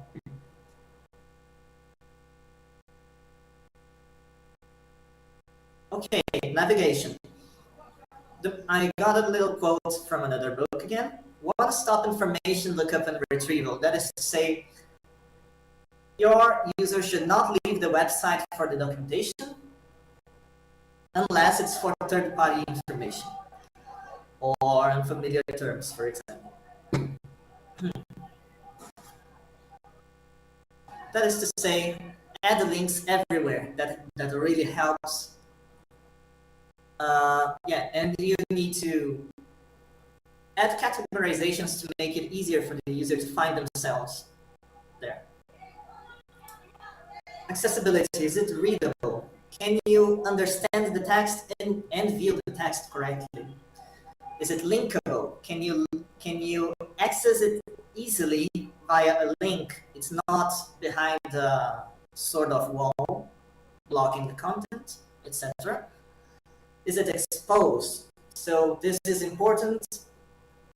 If you need several clicks to find the documentation, then maybe you should consider using a flatter hierarchy. A flat hierarchy is preferable. Way less clicks, way easier to find things. The audience must know it exists. You must know it's accessible to them. Formatting. Probably the most important things here are parallel constructions and lists. Parallel constructions and lists are pretty much, if you have a very large paragraph detailing information that is parallel several bits of information that could be put side by side, you can use a list to make it more presentable. That, among other things, will help improve the readability of your documentation. Language. So you don't necessarily need to focus on language. I have a history with language, so that's a strong focus for me, but that's not necessarily how you will contribute to KDE. But the important resources that you might want to look at are style guides. We have a few style guides. We have a style guide and formatting guide for our tutorials. You need to think of the language that your audience will be most comfortable with. You need to make the text consistent to make sure that it is high quality, not just quality documentation, it's high quality documentation. And arguably the most important, clarity and accuracy. If the text is accurate, then it works. And if it's clear, the user will keep reading.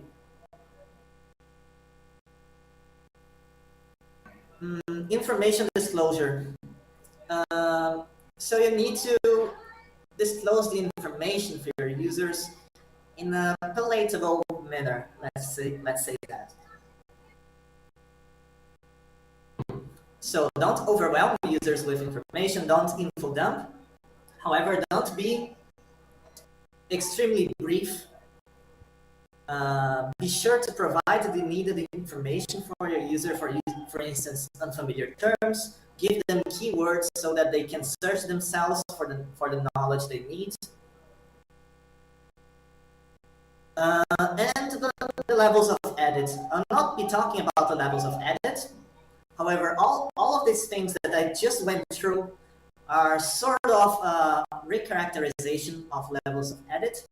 These are the sorts of things that you can edit in a text, or rather, these are the types of edit. It's from a book from 1976. It's standard in the editing industry. And you can think of it as the possible ways you can contribute to the documentation. You don't need, last thing, you don't need to focus on everything at the same time. You should really focus only on specific things, especially if you're just starting with contributions to KDE.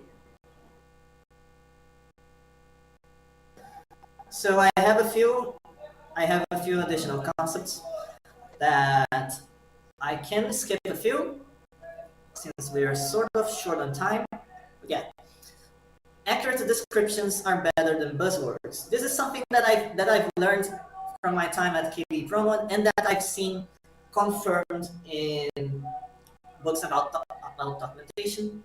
That is, don't use buzzwords. Don't do that, I'll be honest, BS that you'll be finding on company websites, for example, just to promote your product. You should use merit or actual benefits to tell your user, yeah, you should use this. You should use this product. To accomplish a goal, your user really doesn't care about buzzwordy descriptions that actually describe nothing. Knowing that the documentation exists sometimes can be better than how to use it, because your audience is not dumb. Sometimes you don't really have the time to write comprehensive or full-fledged documentation. Maybe you just want to hint at something existing so that the user can learn by themselves. Maybe they, after learning, will come back to contribute to you, to KDE. Yeah, another important thing. Telling the user it exists is useful. Telling them what it is or why to use it is even more important, because if the user doesn't want to use it, doesn't see why to use your product, there is no need to explain how it works or how they should use it.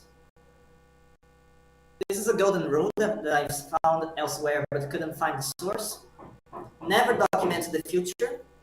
Never make promises. Only talk about the present. Promises are commitment, and you might not be there to provide that commitment later on. Maybe someone else, but you really shouldn't be relying on the future. Documentation is really not the place for this sort of thing. One important thing to keep in mind is the curse of knowledge. It's very self-explanatory. You know a lot of things, therefore, you might think that the user knows more than they really do. That's why it's very important for you to think, for you to read your documentation as if you were your audience. No overlap or duplication. So if you can, make the text such that it can be linked later by someone else. Probably the most important thing. Also link to existing explanations. You don't need to repeat things all the time, but if you do, be short and brief about it. And sometimes duplication is fine as long as it helps make the text more clear for users. This is an interesting topic. So there's the concept of topics and procedures. Procedures are documentation that focuses on how to use the software, how to use the product, how to accomplish a task. They are action focused. And there are topics which people often don't really focus on, but is very important too. It answers specific questions: who, what, when, where, why, and they have their roles in documentation.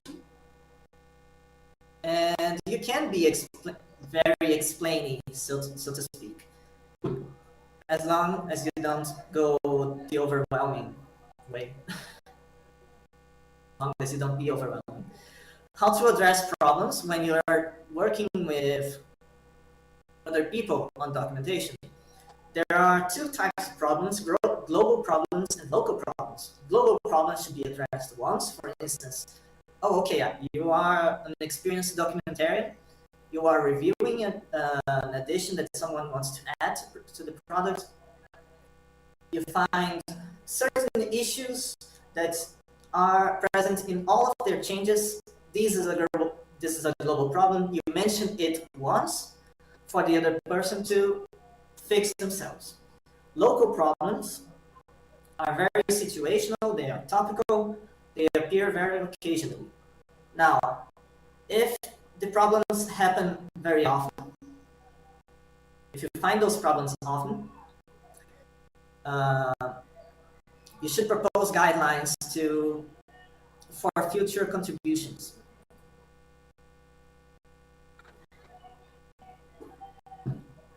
Lastly, guidelines and style guides. These sorts of things can be broken. You can do some different things based on your experience, based on the reality of the situation, on what really looks good in your documentation. For example, a standard in the industry is to use you, second person singular, for the users, but we use we. There are reasons for that, but I'll not be going about this right now. Very important for the sustainability of an open source project. Document what you've learned when writing documentation so that the next person can work on it. Okay, I'm just finishing this. I didn't really have time to explain Agile, which is very important. The managerial aspects of teamwork and documentation, how to manage reader feedback, how to measure the quality of the documentation, and other such things. I'll be going very briefly about a few resources to learn more, but I think I can already open this time for questions, if there are any. I'll be jumping from one slide to the other so that people who see this recording will be able to read it properly. So, questions?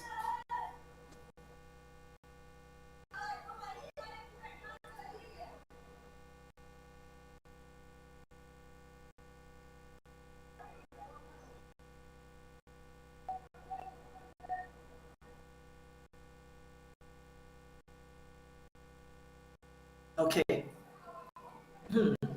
All right. So if there are questions from the audience, and I'm not... Meanwhile, of these resources that are listed here, the ones I would most recommend for you to start with would be this functional documentation,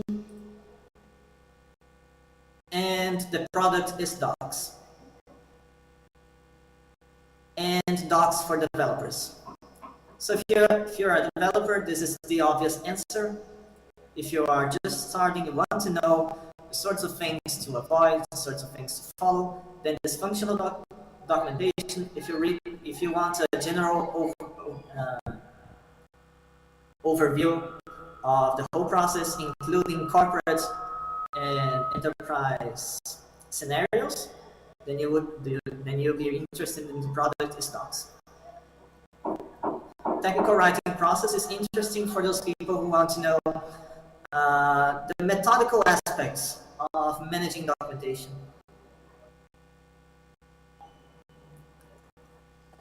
All right, there don't seem to be any questions here in the room. For English, for language specifically, I can recommend the Chicago Manual of Style, specifically the 17th edition at least. No questions, okay. Is someone on? This presentation was very brief, but I hope you've enjoyed.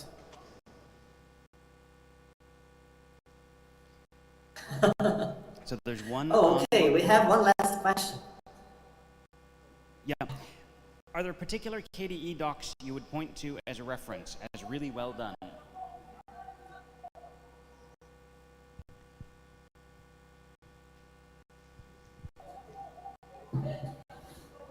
This is known as an air-gapped questioning system. Are there particular KDE docs that are particularly good as reference? So I've added the style guide for the developer tutorial. You can find it at developed.kde.org. It will be listed at the end of the documentation area. I've also listed a few personal recommendations for resources that you can read about. Let me just get on there to see a few of them.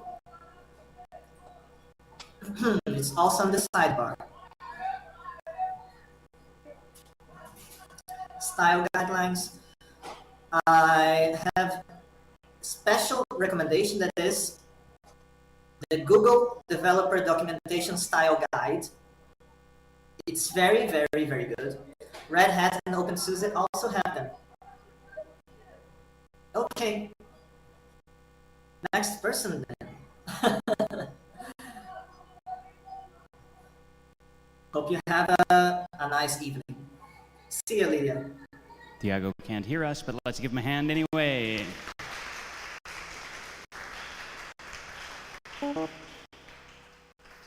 Now we move on to the next speaker who is live. And I want to remind everyone that the best part of C++ is manual memory management. Because you've had fun with manual memory management, and you've had fun with manual memory management, and you've had fun with manual memory management. And that's why we were happy that Qt came up with its own memory management thing. And that's why we're glad that C++ 17 exists with its emphasis on smart pointers. Because now we don't have fun with manual memory management anymore.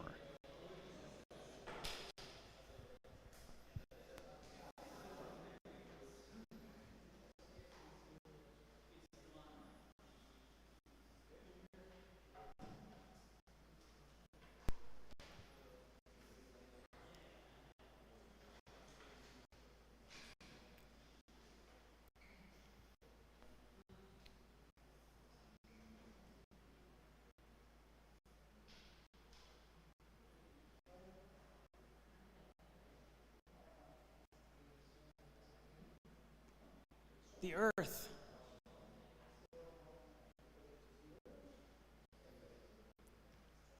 Can somebody fix K's screen here?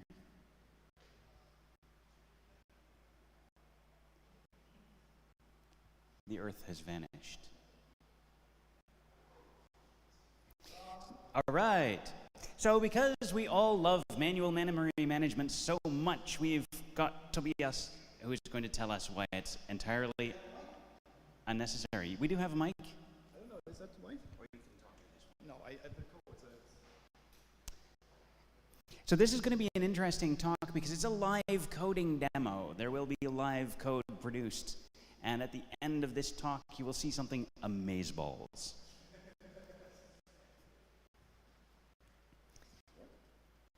And there's an on switch somewhere.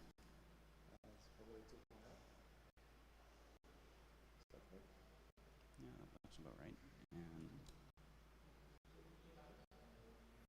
Does this work? we're hoping for... Does it work better now? Can you hear me? Wonderful. Thanks for showing up to my presentation. I was a bit afraid that I would be alone in the room with that strong contestant going on in the other room. Welcome to my presentation about UI in Rust. So I would like you, if you have a laptop with you, you might want to follow along. I would like to go you through the steps of installing Rust and getting a UI up and running with you in 30 minutes. So I hope it works. So why am I here? I kind of consider myself a bit of a KDE person. That's Dublin. That was 2006. And that's the earliest picture I could find with me on and the other two guys who actually started the Slint project.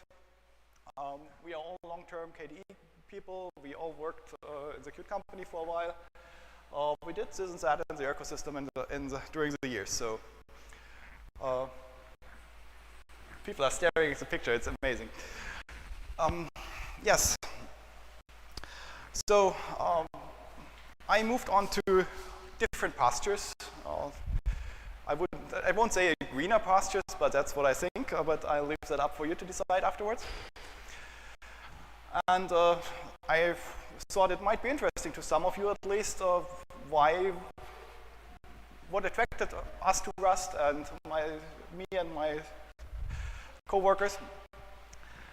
And we were invited to present about that, so I'm really happy for that. So let's get started. Let's install Rust. How does it work? You go to a website. There's some script you copy and paste, and it will start to do some work. It will figure out what kind of machine you have. It will bring up this. It will show what it will install. It brings up this wonderful dialog. You press 1. And after a while, depending on network speed, at home it's about a minute, here it's a bit longer, you get this wonderful message, Rust is installed now, great. Ta-da, that's it. So, first pass done. But why Rust? So, I'm a long-time C++ person, so at some point I heard about Rust and I kept hearing more and more, and then I thought it must be hype and I need to check that out. And so the first things that always come up when you hear people talking about Rust is memory safe. I mean, C++ is memory safe, so it's not magic sauce. What Rust does is basically the same thing. You have one owner at all time. When that owner got out of scope, it deletes it. We have references, we use them a lot. So does Rust. So it can't be that different, I thought. Actually, it is. Fearless concurrency. Well, we can do concurrency in C++. Can't be that much easier. Based on the memory safety they have, they can actually do some really amazing things, but I won't really cover that either. And zero cost abstractions. We all know and love those, don't we? Basically, what you don't use, you're not going to pay for, and if you use something, it's as efficient as you write it by hand. And that's a promise that Rust also makes. So those were the things I was trying to figure out, and here are my highlights. That's why I stayed. So the first one is the community. It's young, it's diverse, it's vibrant, it's enthusiastic, sometimes a bit overly so. It reminds me of the young C++ community. I mean, I was not amused when Linus Torvalds told us that he will not rewrite the Linux kernel in C++. So we did the same thing I did the same thing when I was young, so I didn't mind that part. And apart from that, it's a really great and friendly community, so they really try hard to be welcoming. The next one is processes. What do I mean by that? Just the development process to get from one Rust version to the next. So we all know the C++ way, and the Rust way is refreshingly different. So we have several compilers, but one is the main one. That's what everybody uses. If you want some new feature, you make a request for comment. It will be discussed. You implement that in the compiler. It's enabled in the nightly build, and it's easy for everyone to use a nightly build. It's not, you don't need to get something from some repository somewhere you hardly ever know about and build that. All that it's just delivered to you in an easy way. And when the community agrees this is a good feature, it will be stabilized. And then in the next Rust compiler release, it will be part of the release, and you can use it. And these releases are 6 weeks apart. Isn't that dangerous? I mean, 6 weeks, I mean, how can you do proper QA? And what Rust does there is a so-called creator run. When I first heard about that, I was totally blown away. They just take all the most popular crates, or libraries in the Rust ecosystem, they build it, and they see whether there are regressions. Can you imagine that with a C++ compiler? And the biggest issue for me, I spent a lot of time improving the C++ tooling in the last couple of years. So the biggest thing for me is tooling, and I want to show you some of those aspects. The first one is already Rust up. You just run Rust up, and you have everything you need to install. So let's test that a bit. Oops, that's the wrong window. I need to close that. I'm sorry. So how do you get started with Rust? The build system is cargo, so we just use that. Cargo new, and I will call my project UI project.rs. Ta-da, done. So what did it do? It created a directory. It has a cargo toml file, which is the Rust build system. I mean, you all know build systems from the C++ world, so I need to show you this. That's it. That builds an application. There's no other files. It's just this one. And then we have the typical, down here in source, we have a main file. That's a typical hello world. You can do cargo run, and it will do the obvious thing. It just runs it. I mean, that's pretty basic stuff, but in this little build system that I showed to you, you can also do something like cargo format, and it will format your code, make it do code formatting for you and everything. And if you start a Rust project, use this. People will look at you strange when you have weird formatting conventions. Everybody just uses this, and almost everybody just uses the default configuration. So everything looks very similar. It's amazing. You can also run Clippy, which is a linting tool. I mean, I hope it's empty for such a small thing. But it just checks your code for compliance with current Rust standards, language standards as it develops, or they point out that there are new features available for you that you could use instead of old things like that. So it's just there in the basic install, so I didn't install anything extra so far. So when I said I wanted you to have a UI application by the end of this presentation. So let's get going with that. I work on a toolkit called Slint. It's a declarative thing, so you have a special language where you declare how UI will look like. It's strongly typed, so we know every property has a type. We always know which type it is, and it will always be that type, so we can optimize based on that. It's not a Turing-complete language, so there's no JavaScript chunk somewhere that you cannot later parse and handle in tooling.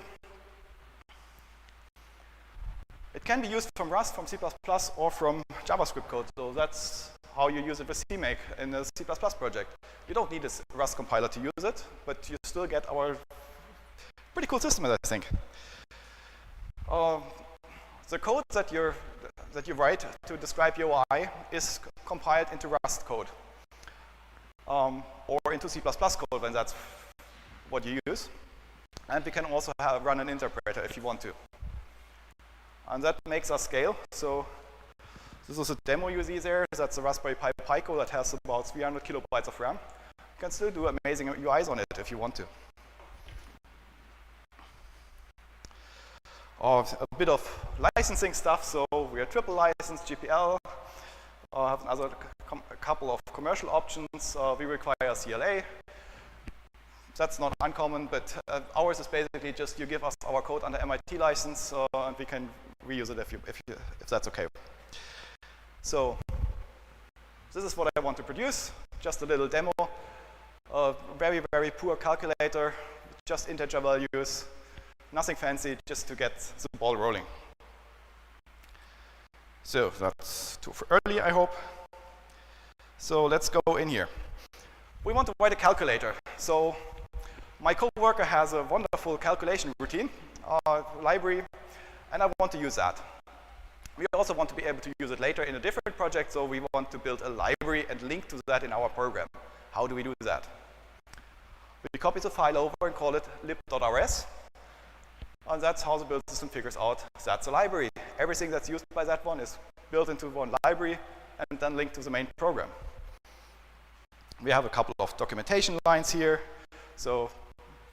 and we can just go in main.rs and just use that.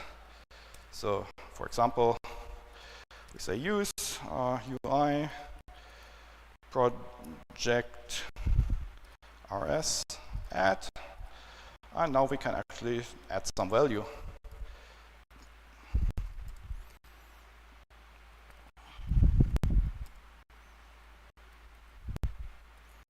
And let's just print it.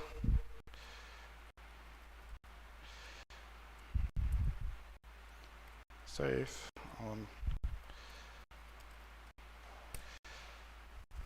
Ta-da! Works. What about tests? There's no test in here, is there? So we could have a test here. So let's just add one. Test. We have a function, test, sub. We do let result equal sub 5,3, and we assert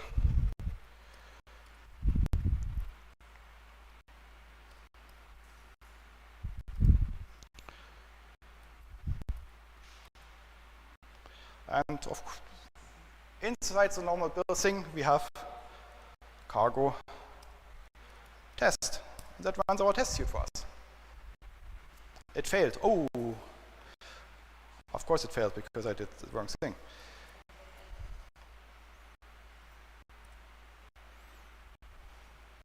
Let me scroll up a bit.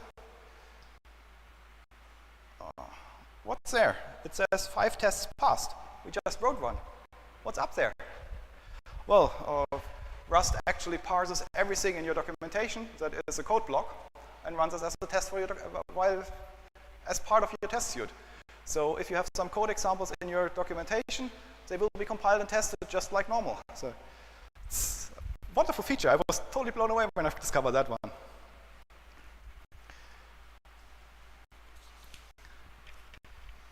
Yeah.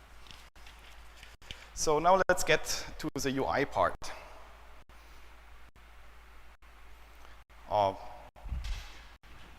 How do I actually use something like Slint? It's a UI toolkit. I mean, we all know UI toolkits do a lot of things. They are terribly heavy, and it's really hard to build them. So how do we get them in here? And that in 30 minutes. So, well, Rust has us covered.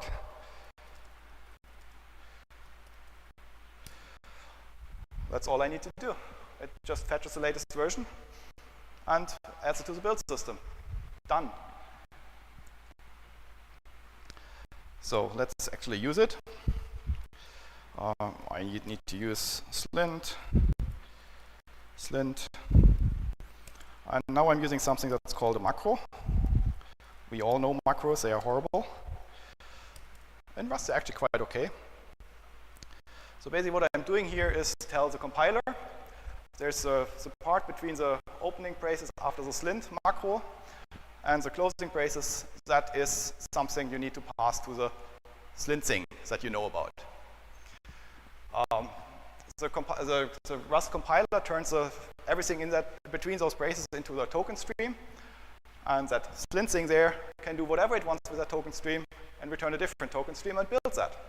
So we can use that to do something like this. We can have extern component.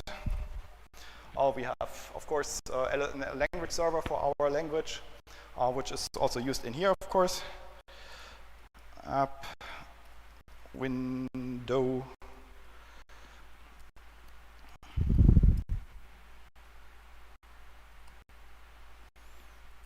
So let's just print hello world. Of course, this is wrong, but it's highlighted already, so you see it.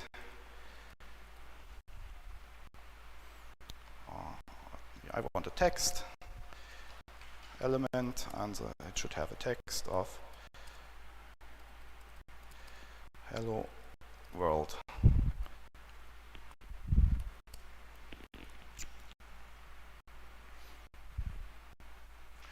So let's try to run that.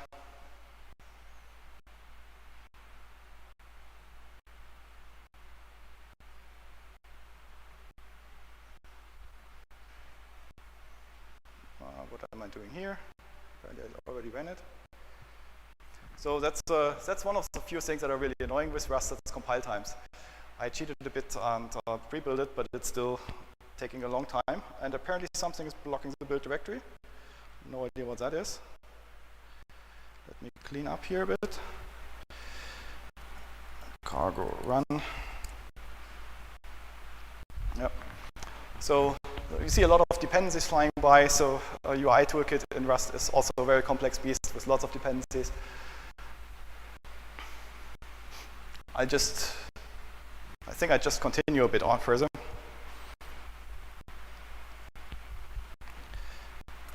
And wait for it to pop up later in the. So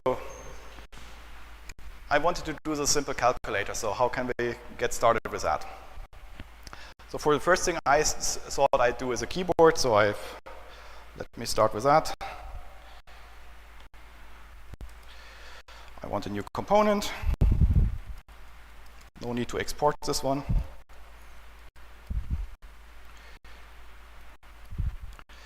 Keyboard, it's hard for me to type.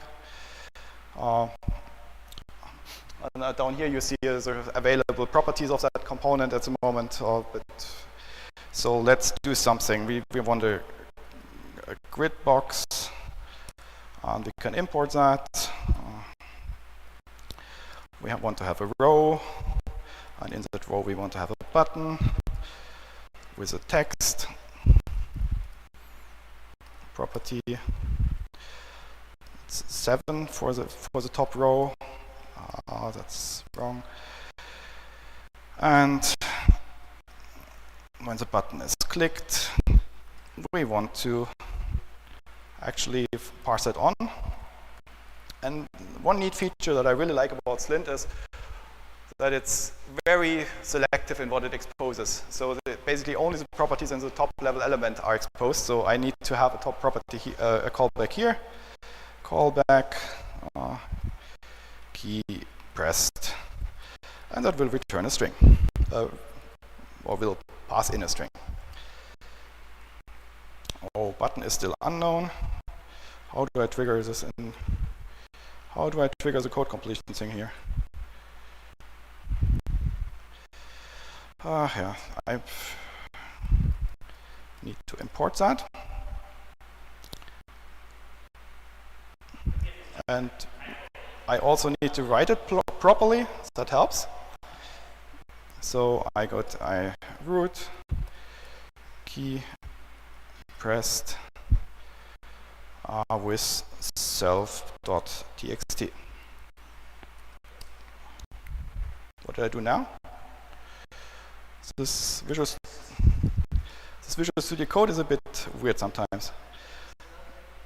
I need to write that properly. So that seems to be a bit, I mean, I need to repeat that for the entire thing. That's a bit boring, so I propose we just skip ahead. And ta-da, magically it's done already. So again, we have the callback that we can register things from the outside. We have the different buttons. We have add, we have a, let me actually just preview that. So that's how it will look when we actually run it. It's a very simple UI. So, and then I actually need to use that. And again, I made some property here, the current value. That's what we will have on the display. And I have a callback key press that I can access from the Rust side of code. I have a little vertical box with a text field, which is my current text, and a keyboard that I can just forward, upwards. And down here is how the code is actually used. So I create a new app window in line 52. I register a callback on key pressed, and basically just print out the result of the key press, and I do run to actually show the UI and make it interactive and start the event loop. This question mark here is a Rust thing, so it's basically the error handling thing in Rust. You can have a result type, which is either OK or an error. And the question mark basically just tests if something is an error, and if it is an error, it passes up that thing to the, basically it does return exactly that value. That's why the main function up here also returns a result, which is either a platform error, which we will get an error report about, or some empty data.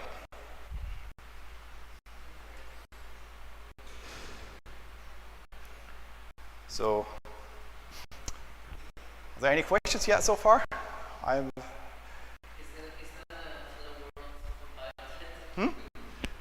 don't, let me check. Oh, that's not that one. That was, which one was it? That was the hello. Oh, this one is already too far. I don't know, I had expected it to pop up somewhere.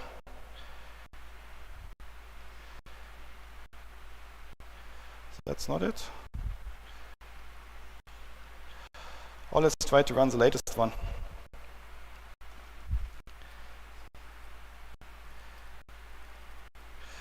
I probably just lost it somewhere in that mess of different screens. Yeah, this one has apparently a bit warmer cache, so it just skipped 410 or 411 crates.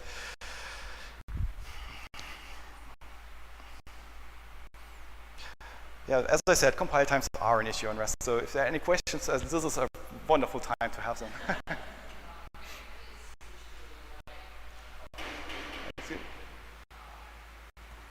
I think, what's the question? Move the window right?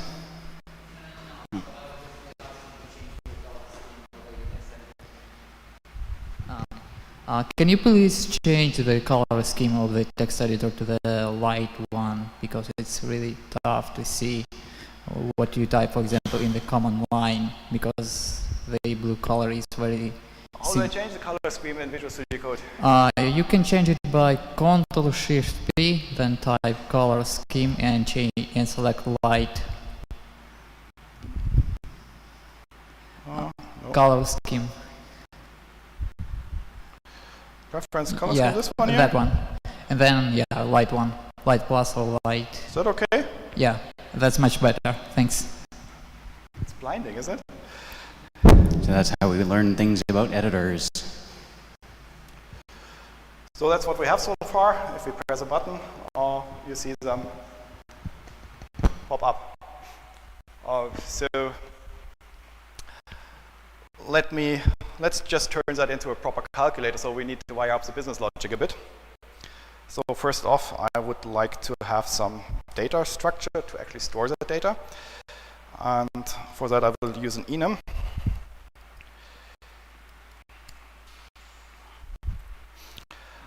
And the first option I want to have is I have nothing set up yet. The second one is I would like to add, and then I need to remember the number that was on the display before I press the add button, so I remember that. And the same for the others.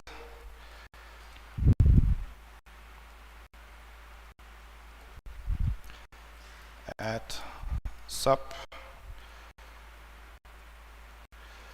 mul and diff. And this is a feature that I really started to enjoy with Rust programming. It's basically you have an enum and you can just attach additional data to each of the different enum fields and different data to each of them. So it's really convenient to express states like I go from the non-state to the add state where I need to remember some meta information on that. It's really, really convenient for that.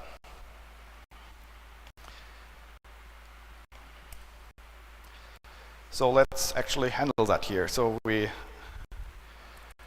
first off, we need to remember that our application so that we can actually get to that from our callback. Let's just call that A. And for that, we need a weak pointer to the application. And then we also want to store is operation none. So we want to have a state, and that's the operation we want to process, and currently we don't have any. Then we want to actually move that data over into the capture we are basically going to do, and that's because Rust is really, really picky about the one single ownership thing. And if I cannot just have it in my main function and not move it into the closure, because then I would have two owners. That doesn't work. It will complain loudly about that.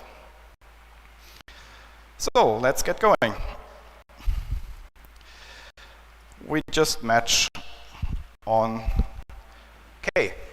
K is a string actually, and I actually picked my name such that I only need to look at the first character to know what it is, so I just want the first character. And that's tricky again, a bit trickier again in Rust, because in Rust every string is a Unicode character, so it's a full Unicode code point with 32 bits, and that's, well, I don't really need that, so I can just do that. I consider this as a sequence of bytes, and then take the first one.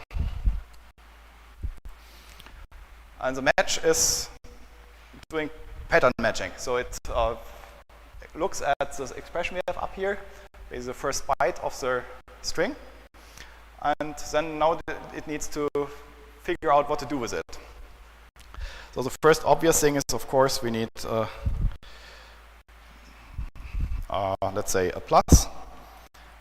If we have a plus, we want to do, we want to change state into the plus state. So we do op equals, let's just get the value first. That's input equals, that's, what do for that I actually need the application, because that has, that's how I can actually get to this property up here. The current value is what I want. So I need to get the application somehow. I only have a weak pointer, so I need to upgrade to a proper pointer. Let's app is dot upgrade, and I'm going to cheat here and just ignore any error. And if there is if that thing went out of scope, then I explode, just like in C++, isn't it? So I have the input here. I have my app, and I can get current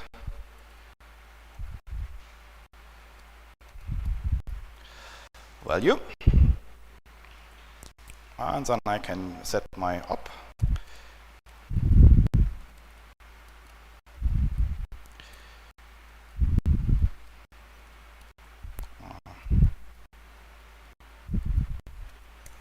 And then I set my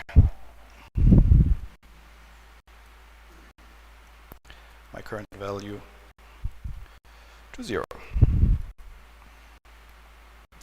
So, yes, there's a question in the back? Oh, you're right. Thank you.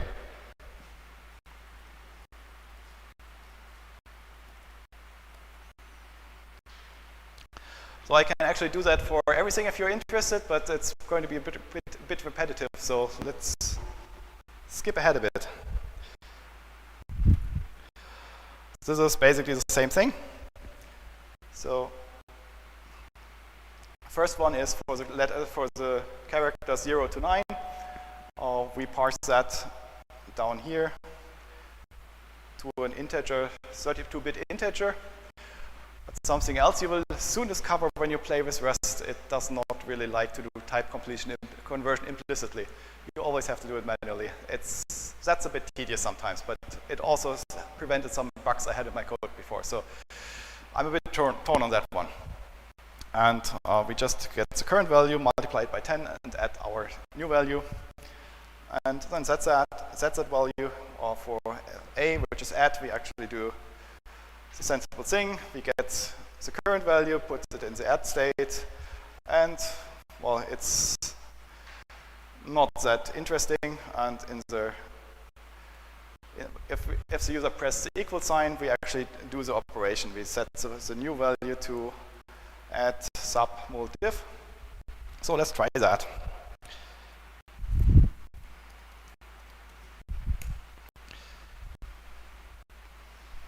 So you can type some numbers, you can sub, and if you do that, you get a result out. Ta-da! In a bit more than 30 minutes, but you have a UI application in Rust.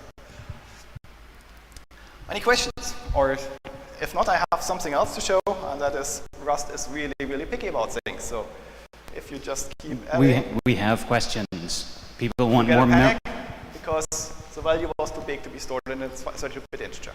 Okay, so does Link have integration with the native UI toolkit of each operating system that Rust is destined to go on? For example, the UI on Mac OS, Mac apps will use Apple's UI widgets. On Windows, they can use Microsoft's a bit, or is it more like Qt, where they have made their own set of widgets that look like the platforms? We have our own set of widgets, so we created them basically following some style guides. We optionally also support something that might be interesting in this room. That's we can have Qt as a backend, and actually if you saw the error message, I was using that in a container environment because I was cleaning it up and testing it all the time. And that container environment is something that Qt doesn't like too much. That's why I got those error messages at the beginning. So if you link against Qt, we will actually use the Qt style information, which would make it blend in with other Qt applications like in this ecosystem here. Just fine. But you don't need to have Qt to use Slint. You can also run it standalone without any Qt dependency, using just Rust crates and a full Rust user stack. Any questions? Other questions from the room? Yep, Budian back there.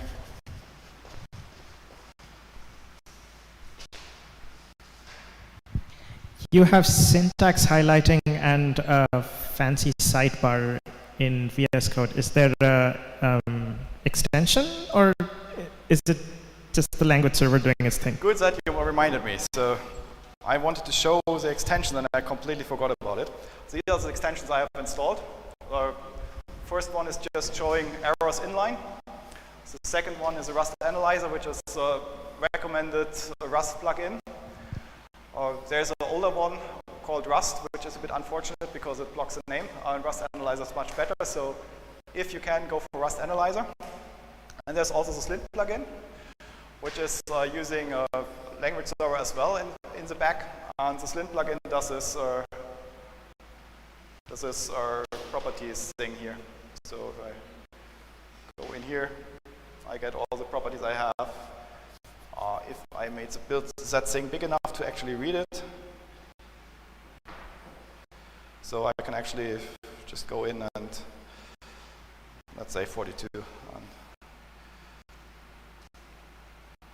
Where is it? Well, it's supposed to be editable in that way. It's implemented by our language server, but it's a custom command, so that one is the only thing that will not work. So the preview will work in any editor, be it Kate or Qt Creator, whatever supports a language server extension. That will work with all of them. Can someone check Matrix? But thanks for that question and reminding me about that. Are there online questions if someone is following that channel? In the meantime, any other questions from the room?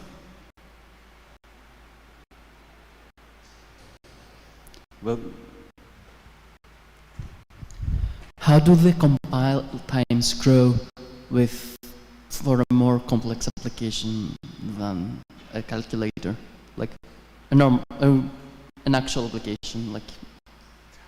And what's a natural application? I don't know, like if you want to make a dolphin with Slint, how? So you could, we do have a QWidget that you can embed things in if you want that. We can also run the whole. You can do a C++ application. No, I mean like the compile time. How embedding it into some existing Qt application will be interesting. Yes. I meant, okay, this is a small application, has X compile time. If for a bigger one, how does it scale? It depends a lot on the application, of course. So you know that from C++, if you use lots of templates, in that case, in Rust's case, a lot of macros, it gets a lot slower. But typically, usually it's okay. It's not great. And the bigger the application gets, the slower it gets, of course. Lots of source code means lots of compiling. Yes, and a lot of compiler doing interesting analysis on the code also doesn't make it faster. All right, if there's no other questions from the room or the channels, I'm glad there was that one moment of manual memory management in your code. That gives you that old-timey feel. Yes, it's not going away, but I had my first codam after 3 years of Rust, so that doesn't work with C++, at least not for me. Maybe I'm just not good enough for that. All right, let's give us a hand. Thank you for your attention. Next talk is in about 8 minutes. So you have time to stand up, sit down, do the hokey pokey.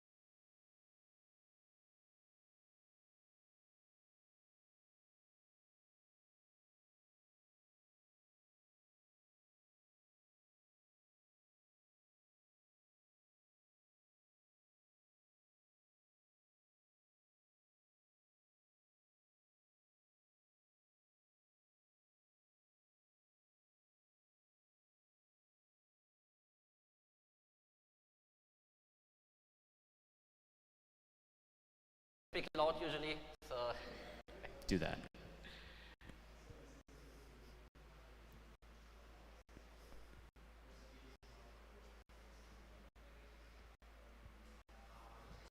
All right, we're going to take the cover off of KDE Embedded, because apparently that's enough.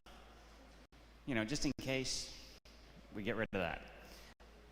Andreas, please inform us about KDE Embedded for the next section. Okay. Thank you all for coming to the last talk for today. Yeah, I want to talk about KDE Embedded. What is it? Why are we doing that? And what is coming next? So before I am starting into the detail why we are doing it, I think it's important to have the scope or the definition what I mean with embedded today, because there's an extremely wide range of different things. There are people for which embedded is a really small microprocessor, which, let's say, a few kilobytes of RAM. So that's something that does not make sense for us if we want to run a plasma desktop on it. It simply will not work.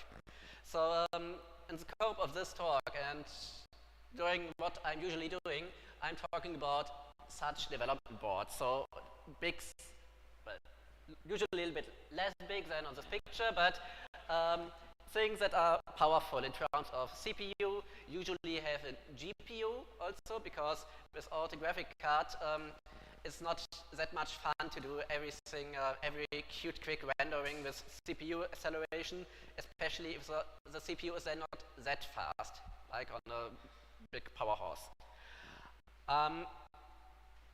That you could also say it's enterprise embedded. I think that's the best name for that. It's a well strange combination, but think about a Raspberry Pi board, or I think this Steam Deck. It's a little bit more powerful, much more powerful than Raspberry Pi, but so powerful things, but with a defined scope or a task. And I think that's the main denominator, that we are not talking about hardware that is used for anything, but you are thinking about a task when you're creating it. And I think that's the main thing. We want to have Linux on it, Plasma on it, we have power, but we have a certain task. And yeah, we have hardware in the wild. And then there is a question, why should I care about it? Why should I ever use that board, pay money to get it, and then work on it? And during preparations of the slides of this talk, I thought about it for a couple of times. Why I am doing that? Why I am looking into getting a kernel running on an arbitrary RISC-V board? And I came up with two sets of different answers. I think on the one side, it's well, it's a curiosity. You really would like to know what's happening in this board. What can it do? Is it powerful enough? How far are the hardware guys at the moment? It's also a little bit of challenge, because there's this new board. Maybe I could be the first one getting Plasma Stack running. It's cool. And it's also a little bit of adventure, because, well, if you have a board and you have a Chinese documentation, and, well, literally Chinese, and you need an online translator to figure out what the Chinese words are meaning, it's funny to look into it. And then, well, if you finally get to the first time a kernel booting, booting, and you see it in your serial console, and you get a Plasma shell, it's cool. It makes fun. And I think that's one reason why people are looking into that. Another reason is, I think it's more coming from, you have an idea, you have a project. You think about, I would like to have a weather station at home. And then you are looking for hardware, and you're looking for software, you're getting both together, and then you're also coming to that area because you don't want to put it onto a big desktop computer in the corner of your living room. You want to have a nice tiny system. And I think these are the both key motivations for people looking into that, and that's what we should keep in mind when we are talking about why we are doing that. And after thinking about that, I asked myself, what are the goals of what we did during the last years in KDE Embedded, or the whole embedded area with people working in KDE? And mostly looking into retrospective what we did.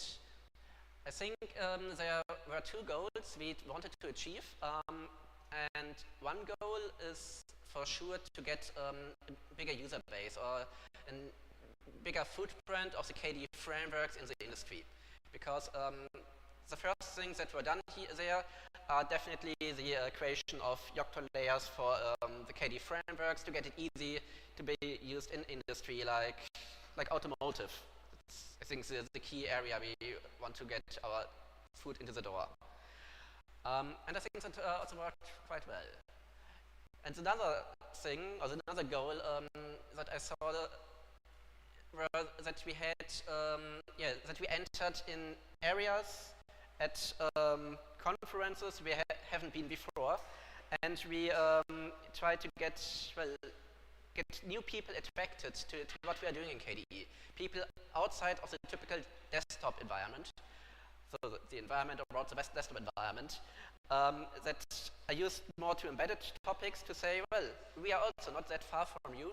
And so the demo things about getting a Plasma Mobile demo setup or Plasma Big Screen setup, I think that are also, it's the second big goal from looking in the past years. Before talking about what is happening or what are things for the future, I think I have to start with one slide about Yocto, what Yocto is meaning. Short count, who did ever work with Yocto in that room? Okay, who liked it?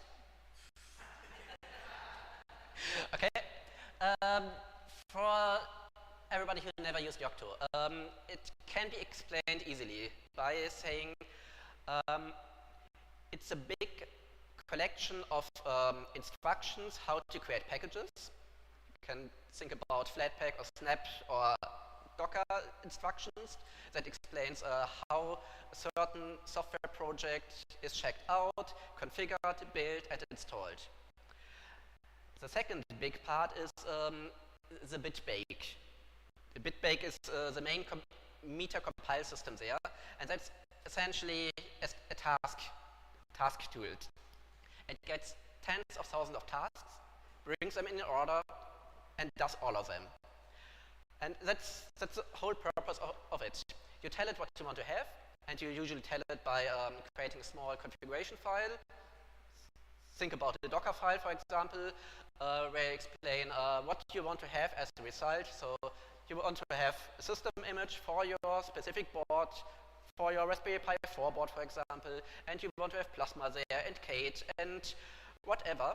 You list it down in a certain format, and you tell it bitbake, and bitbake looks into all the recipes and sees, okay, for Plasma, I have to compile Qt, and so on. And all these things are brought into an order, and then source code is fetched, source code is configured, it's compiled, it's packaged, and at the end, a certain format of the target image is built that you can put onto the device.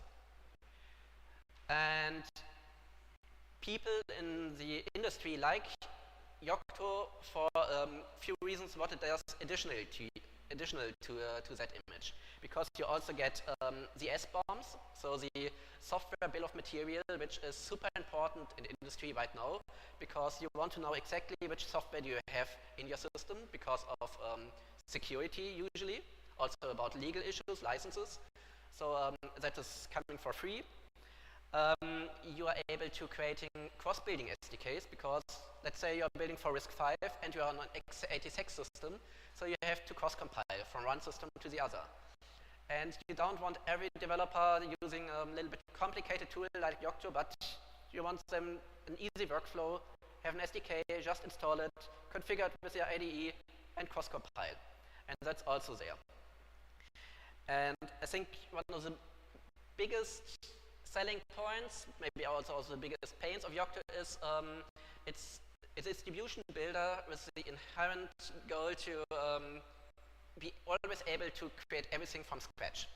So that's really cool because If you think about Debian, Fedora, SUSE, how often are they cleaning all packages and building everything again? Here it's the basic idea of the build tool that you can clean everything and you have a defined state and a defined way how to get to a target image. And that's really useful in the industry, and it brings you flexibility. And it brings you also flexibility in terms of doing certain adaptations to big changes, like going to new hardware, because you're building everything by hand, or everything from ground on, so you can easily port to completely different hardware, make major changes in the libraries and so on. And that's the tooling. And in KDE, we are involved in a few areas. And these areas are the layers. Layers are simple organizations of these packaging informations. So in bitbag slang, it's called recipes. So we provide several layers nowadays. We are providing a MetaK5. I think that's the most used layer outside in the industry. It simply packages all of KDE Frameworks 5. We have also a staging layer of KF6, which gets semi-regular updates of the Git latest hashes, tested that it works. It's a staging ground, but it's already there to find breakage quite early during the KF6 development. We have MetaKDE, which is a layer for packaging all of Plasma, because we need it for our demo setup, that we have a Plasma mobile desktop or Plasma big screen or even Plasma desktop, an ordinary one. And then we have apps, and I did a rough calculation. We have about 6% of KDE package. It's what we used during demos at the moment. However, I think that the number will extremely increase in short term, because somebody reached out to us that who already packaged nearly everything of KDE, and we will also get that integrated, which is quite cool for demoing.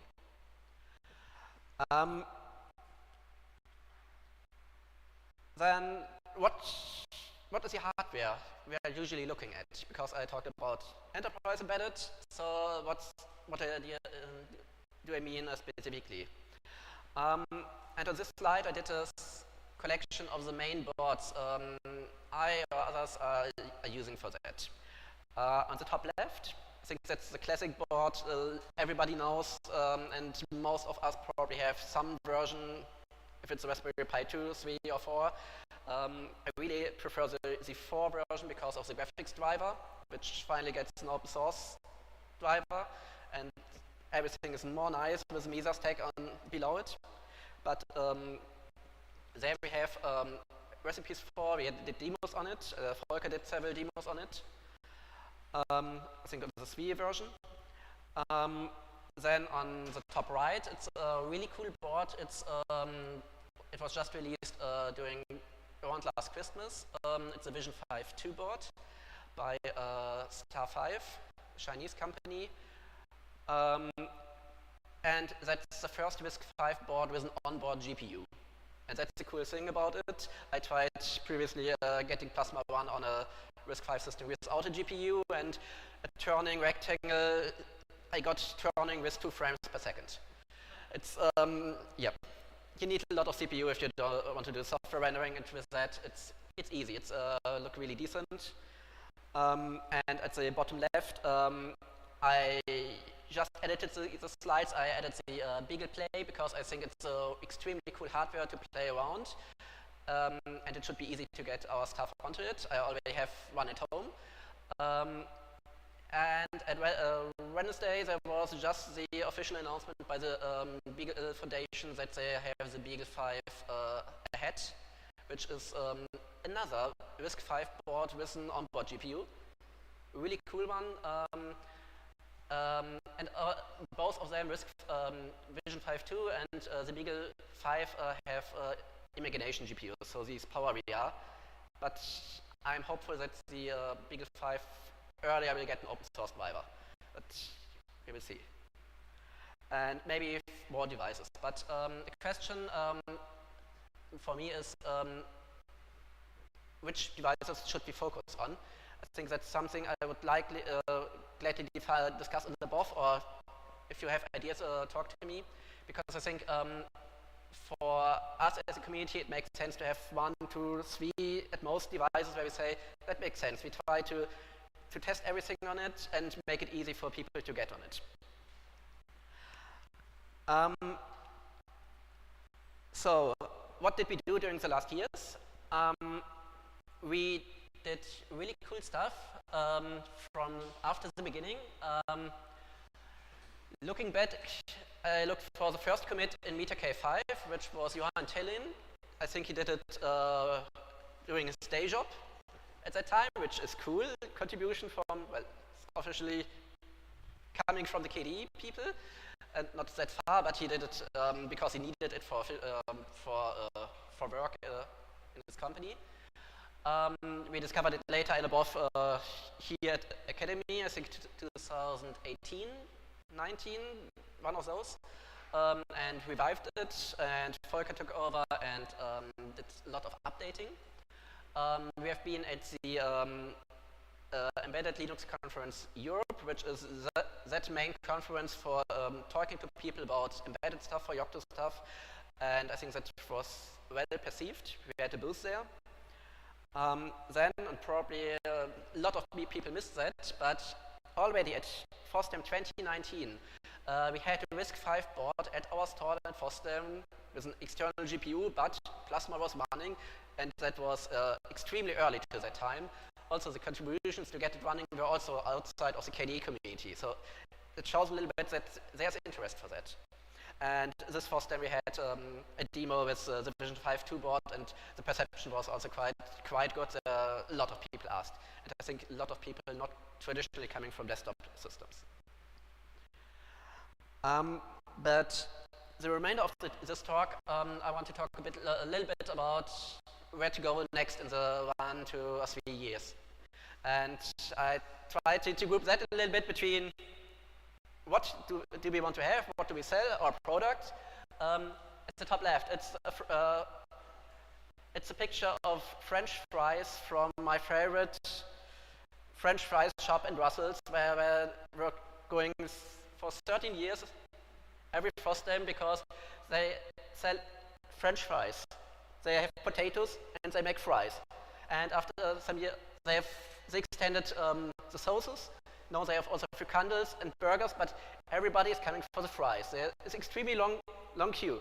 And the main product is so clear, fried potatoes. And it's selling. And the other things is nice, but they have a clear focus.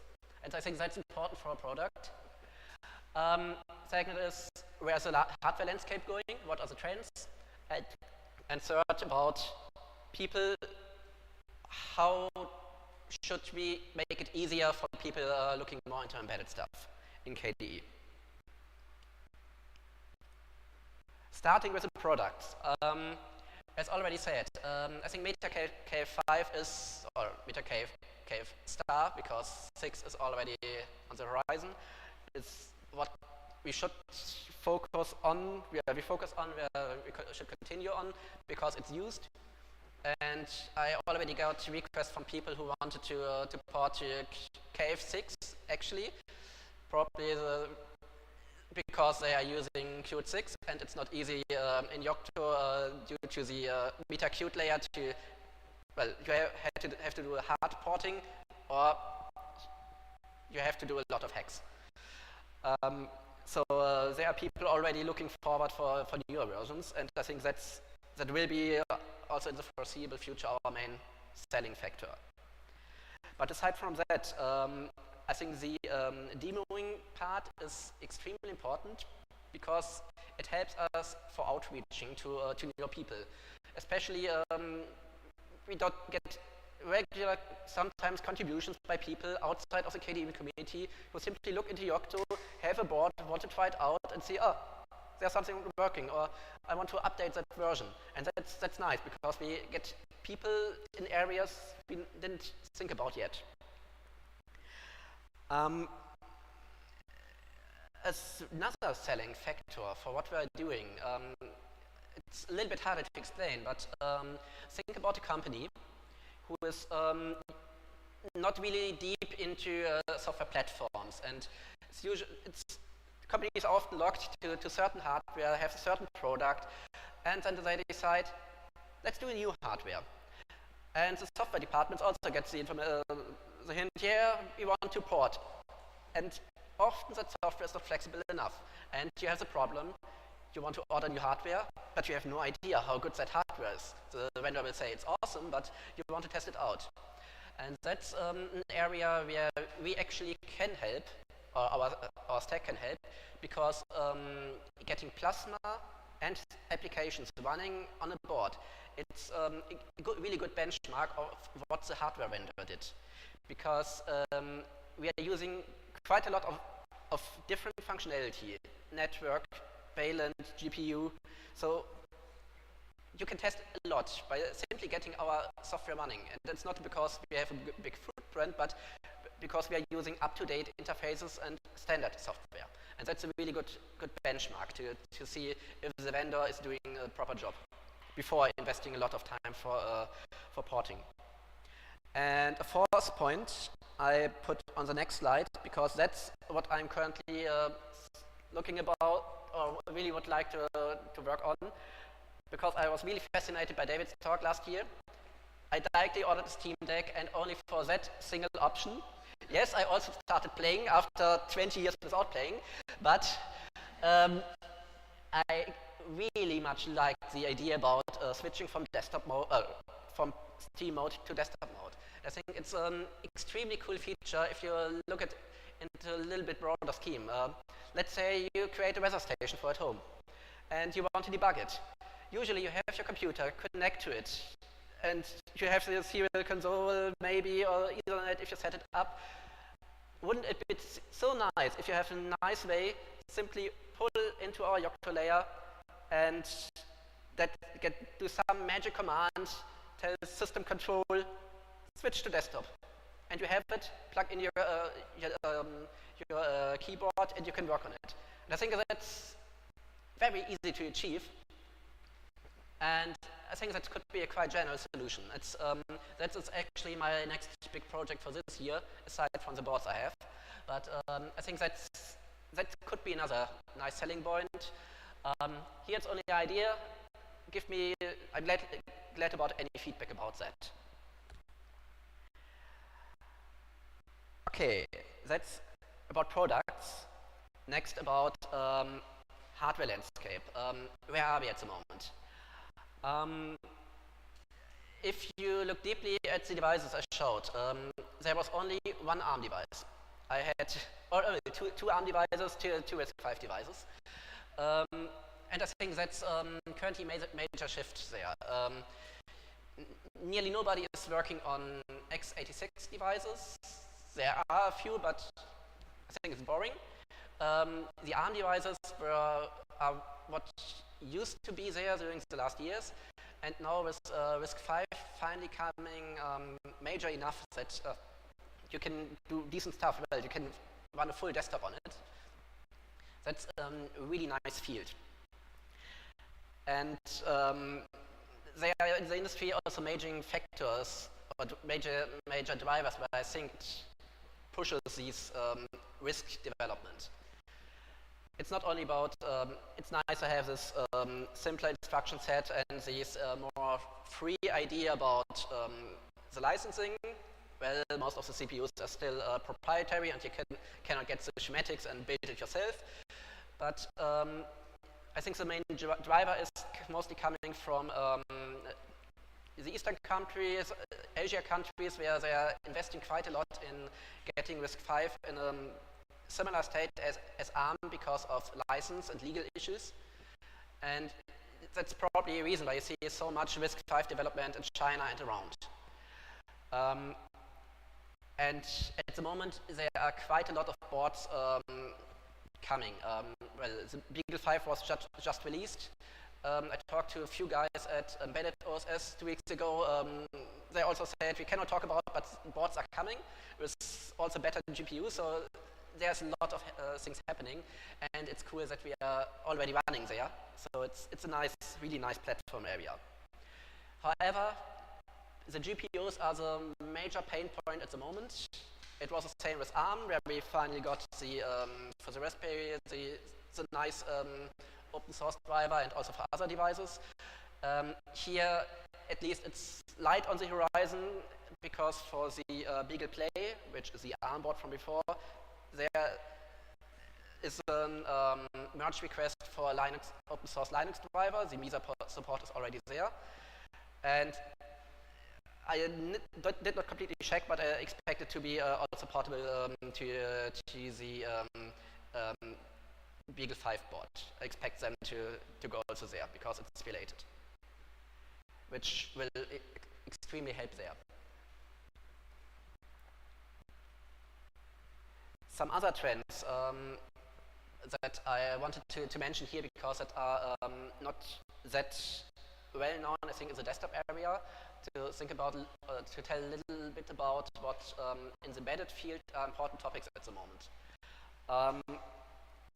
I think the read-only file system, which sometimes is also discussed for desktops, where you say you want to have an immutable system and only do major updates between the operating systems, and then install everything with a container, with Flatpak or Snappy or whatever, is already there the main topic. And that's the main reason there is for complexity, or for complexity handling, because you want to get a defined set of data, of applications, libraries, Linux kernel installed to your board, because the next update, usually we are not standing next to it and can fix anything. You must make sure that it really works and does not break the system. And that's really, really important topic there. Mostly telling us containers are being an important topic here, what is currently quite tricky in Yocto, but it will be an important topic in that area. Another thing what you hear often, which is, well, it's a no-brainer for us, but in most of the embedded industry, a lot of people are talking about deprecating proprietary tools and saying, well, the open source tools are usually better. You see it, for example, with these AB mode updates. There's Rauk there, there's Mender there, which work extremely well, and I didn't see any proprietary seller during the last few years, because there's no market area anymore. You also see that with build systems. There were competitors for Yocto in proprietary systems, but most are, well, they are deprecated or already obsolete. And that's really nice, because you see that the standard tools we want to use, we are using, that are open, they are coming there. Also tools known from desktop, system init systems. Even embedded devices use systemd, because it makes things easier. The automotive grade Linux deprecated their own made tool, going to systemd. It's really nice to see what's happening there, because it also means for us, we are really close to embedded, because they are using our tools today in some areas, which is a little bit funny, but it's nice. Another area where there's a lot of talk at the moment is security and safety. I think safety was earlier, but if you look at the main topics at embedded conferences, a lot of people are talking about making the Linux kernel safe. What are concepts for working in a safe environment and not hurting the people who are using the device. That's there. The more important topic for us is probably the security, because we don't want to do anything with safety. We cannot do. There have to be concepts around, and that's fine, that will work. But security is always an issue if our software is on some devices. And I think also the packaging has to look at that we make it easy for CVEs to be tracked, for example. And another point is multimedia complexity. So mostly the complexity we know from the desktop, that is coming to embedded, because well, if you have a car with several audio systems or cameras around, it's complex. It's really complex, and tools like Pipewire coming from people who did automotive, and it's also used on the desktop, and it's similar from what we have.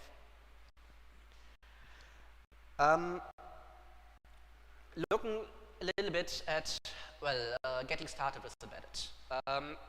So how to get people in, well, let's say KDE embedded system.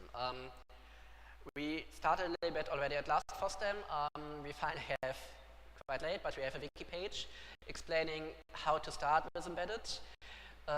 We made it even so simple that we have a really short instruction that you simply can follow to, well, you can create a Docker container, you can use a repo to set everything up, you can run Yocto, wait for 5 to 10 hours depending on your computer, and you have an image that you can flash.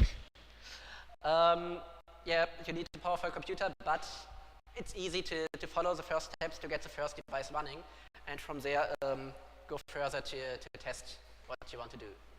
Since FOSDEM, we discovered that we didn't have a metrics channel. It's there, and you can gladly join and ask questions. And if you are interested in anything, just join. All of us are friendly, and we are. It's so simple to do new patches. We have tooling to use. We have low-hanging fruits, and there are a lot of devices that you can play around with.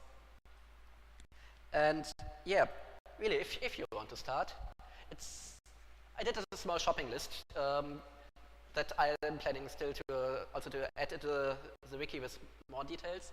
But I did a rough estimation what you need to do to start with that embedded stuff, because it's harder than on desktop stuff. On desktop, you have your desktop computer you can work on. If you want to do it embedded, I think the minimum is that you need an SD card, because you need your software somewhere in your board. You need I would always use a USB to serial converter, because if your kernel stuck, you want to have that. I didn't know it in the beginning, and it was this investment of €5, it was good. I have several now. You need a card writer, and you need a dev board. The boards I had there, I think the cheapest one is about 80. You can even use all the Raspberry Pis, but you should, if you want to use that and go in that area, use one where proper Yocto support is there, and don't start from an arbitrary board with bad Yocto support and create everything from scratch. It's a pain for starters. So Raspberry Pi is fine, Vision 5 is fine, Vision 5.2 is fine. What I missed there is I expected that you have a spare monitor around, because plasma without a monitor is not that much fun. All of these boards have HDMI, so that's then fine. And the starting point is our wiki page. It will be extended during this week. But also a little bit more about embedded development. That's maybe not clear to everybody. How actually develop for embedded devices. If you're a desktop developer, you're used to the workflow. You have your software, you compile it, you run it, you connect your debugger or gamma ray or whatever, and figure out what's broken. On desktop, on an embedded device, the main difference is you should do the same, and afterwards go to the embedded device, because the main pain for embedded development is deployment. So you develop something on your desktop, or let's say you want to develop on the device, compile everything on the device. You don't have that time for waiting for a really slow board to compile everything. So you want to cross-compile on your system and flash it to your device. You want to have a good tool chain, but that's easy. Actually, there's already supporting Yocto for setting up Visual Studio. That was just merged a week ago, I think. For Qt Creator, I think it's also quite possible. However, there are also these scripts you can find in the Ubuntu Qt repos, and used to set up your, the Qt Creator automatically. But that's easy, that you can do cross-compilation from your IDE to your board. But what I want to say is it's so much faster if you try to get your application in a decent state on your desktop system and then port to the device, because usually there's not that much difference. You will find small problems, but not the big problems. You will find them before. And so it's easier to really figure out the tweaks, the shaders that are extremely slow on a certain hardware, the weird crashes. But getting everything in shape on the desktop is usually a good idea. Point that I am looking also in the next few months, we talked about last Akademy, and I think we now really are in the stage to do that easy is to get a CI for our Yocto layers. At the moment, I have my private CI where I have, I think, 5 Yocto distributions on my system and just run them during an update, but it's so much easier if it's done automatically with a merge request. And I think with the restructuring we did during the last year, it's quite easy because we have the automatic setup of Yocto systems. We have 2 to 3 line scripts that can start a full run. So I can even imagine that we introduce pre-merge builds. And so the question is then what to do next, and that I'm really looking forward for input. I think we really should look into spreading our usage. That's a picture from the last FOSDEM. In front you can really barely see the Vision 5.2 board, and it was, well, was not crowded at that point, but it was usually really crowded stores there. So I think which areas can we spread usage? Do you know somebody who is using KDE frameworks? Should use it. We have nice ways to support that. And yeah, new ideas come to me, come to the BOF, and that's everything I prepared. Thank you.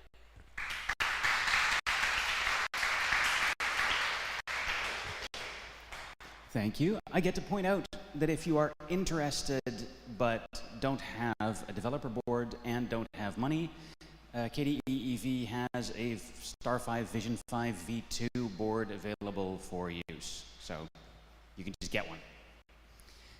Questions from the room? So, as you've put it, whoa, like it kind of feels like a toy. Like on one end, you have all of the available things, like you can use any of the boards, but then like you flash it and then you're done, and what happens next? Like, do you have plans for a system for updates or stuff like that? I think that's a really good question, because it's about what do we want to have.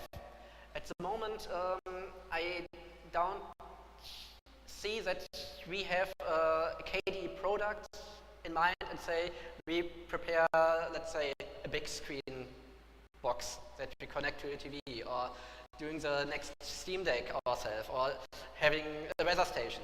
So I think that's all doable, but at the moment I see those things at specific people external who create something on top of us. But it's inevitable, right? Like, as soon as we're successful, we're gonna need it. Otherwise, it's gonna remain a toy.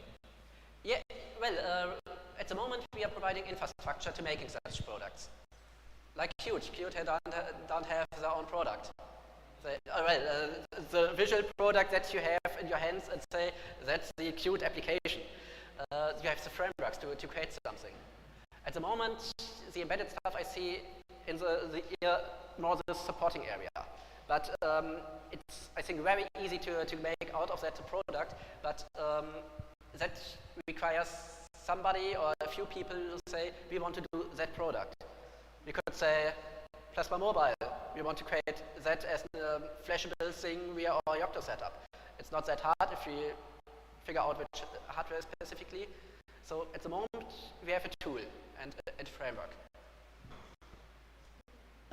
So I know that you have a demo image, and like there is a push for like making use of the KDE frameworks and other related parts on the embedded devices. So my question is, like, do you have some success stories out of it? Like some products made use of KDE frameworks or Plasma or things like that. I mean, like the Steam Deck is the one, and also kind of like the Pine64 devices where Plasma Mobile was shipped. But do you have some success story of the Yocto? Sorry, I didn't get the last one. Do you have some success story of the Yocto base being used in some products or things like that? I am currently not sure who is exactly using our Yocto layers in products. I know that's not the Steam Deck, they're doing it differently. I know about automotive, where Yocto layers are at least used, but not in final products as far as I know. But that's a bad side, it's hard to figure out. Other questions from the room? Not from Aleix? Aleix? Thanks, everyone. Is it as bad with RISC-V as it is with ARM that you need to have very separate different builds for any board? I wouldn't say that's that bad, because if you know a specific hardware, you can optimize to make it fast on that hardware. So it's not general purpose. Well, you could. I'm not sure if there's any general bootloader that supports arbitrary ARM boards, RISC-V boards. But actually, when looking with my Yocto glasses on that, I actually don't care, because when I'm building a Yocto image, I know my target platform, my target system, and I build for that. And it's really easy to do it for several boards, different images. At one point, it will get a scalability issue for sure. But usually people are looking here at getting a restricted variety of hardware to support. Sometimes it's possible to support different U-boot loaders or U-boot configurations. It makes it work. I'm not really sure how far is it with the general hardware detection at the boot time. But at the moment, I think it's similar to ARM. Yeah, if I may add to that, it's similar to ARM in that an image that will boot on a Star 5 Vision 5 V2 won't boot on a Star 64, which is the Pine RISC-V board. They have the same CPU, they have the same peripherals, everything looks the same on the spec sheet. It doesn't work. So it's the same kind of nasty situation. That can be fixed. That's why there's a BOF, right? At one point, contributing to that is that there are still a lot of kernel patches to be upstreamed. Vision 5 2 is on a really good track, as I see. They have a lot of things just being integrated in kernel 6.5, and there are a lot of pending patches for 6.6. So it's closing. I think for U-boot there are only 3 patches left. They are already merged, but U-boot, it's really close. But for new hardware, it always takes time to get them fully supported. And then the question is about arbitrary booting. I expect it to be there at some time.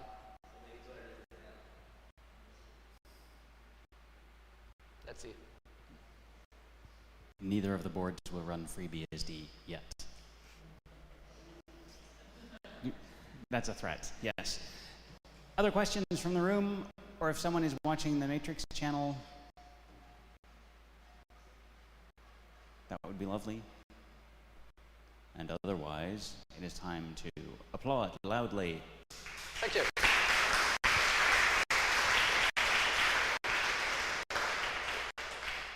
That's it for today. You can go home now.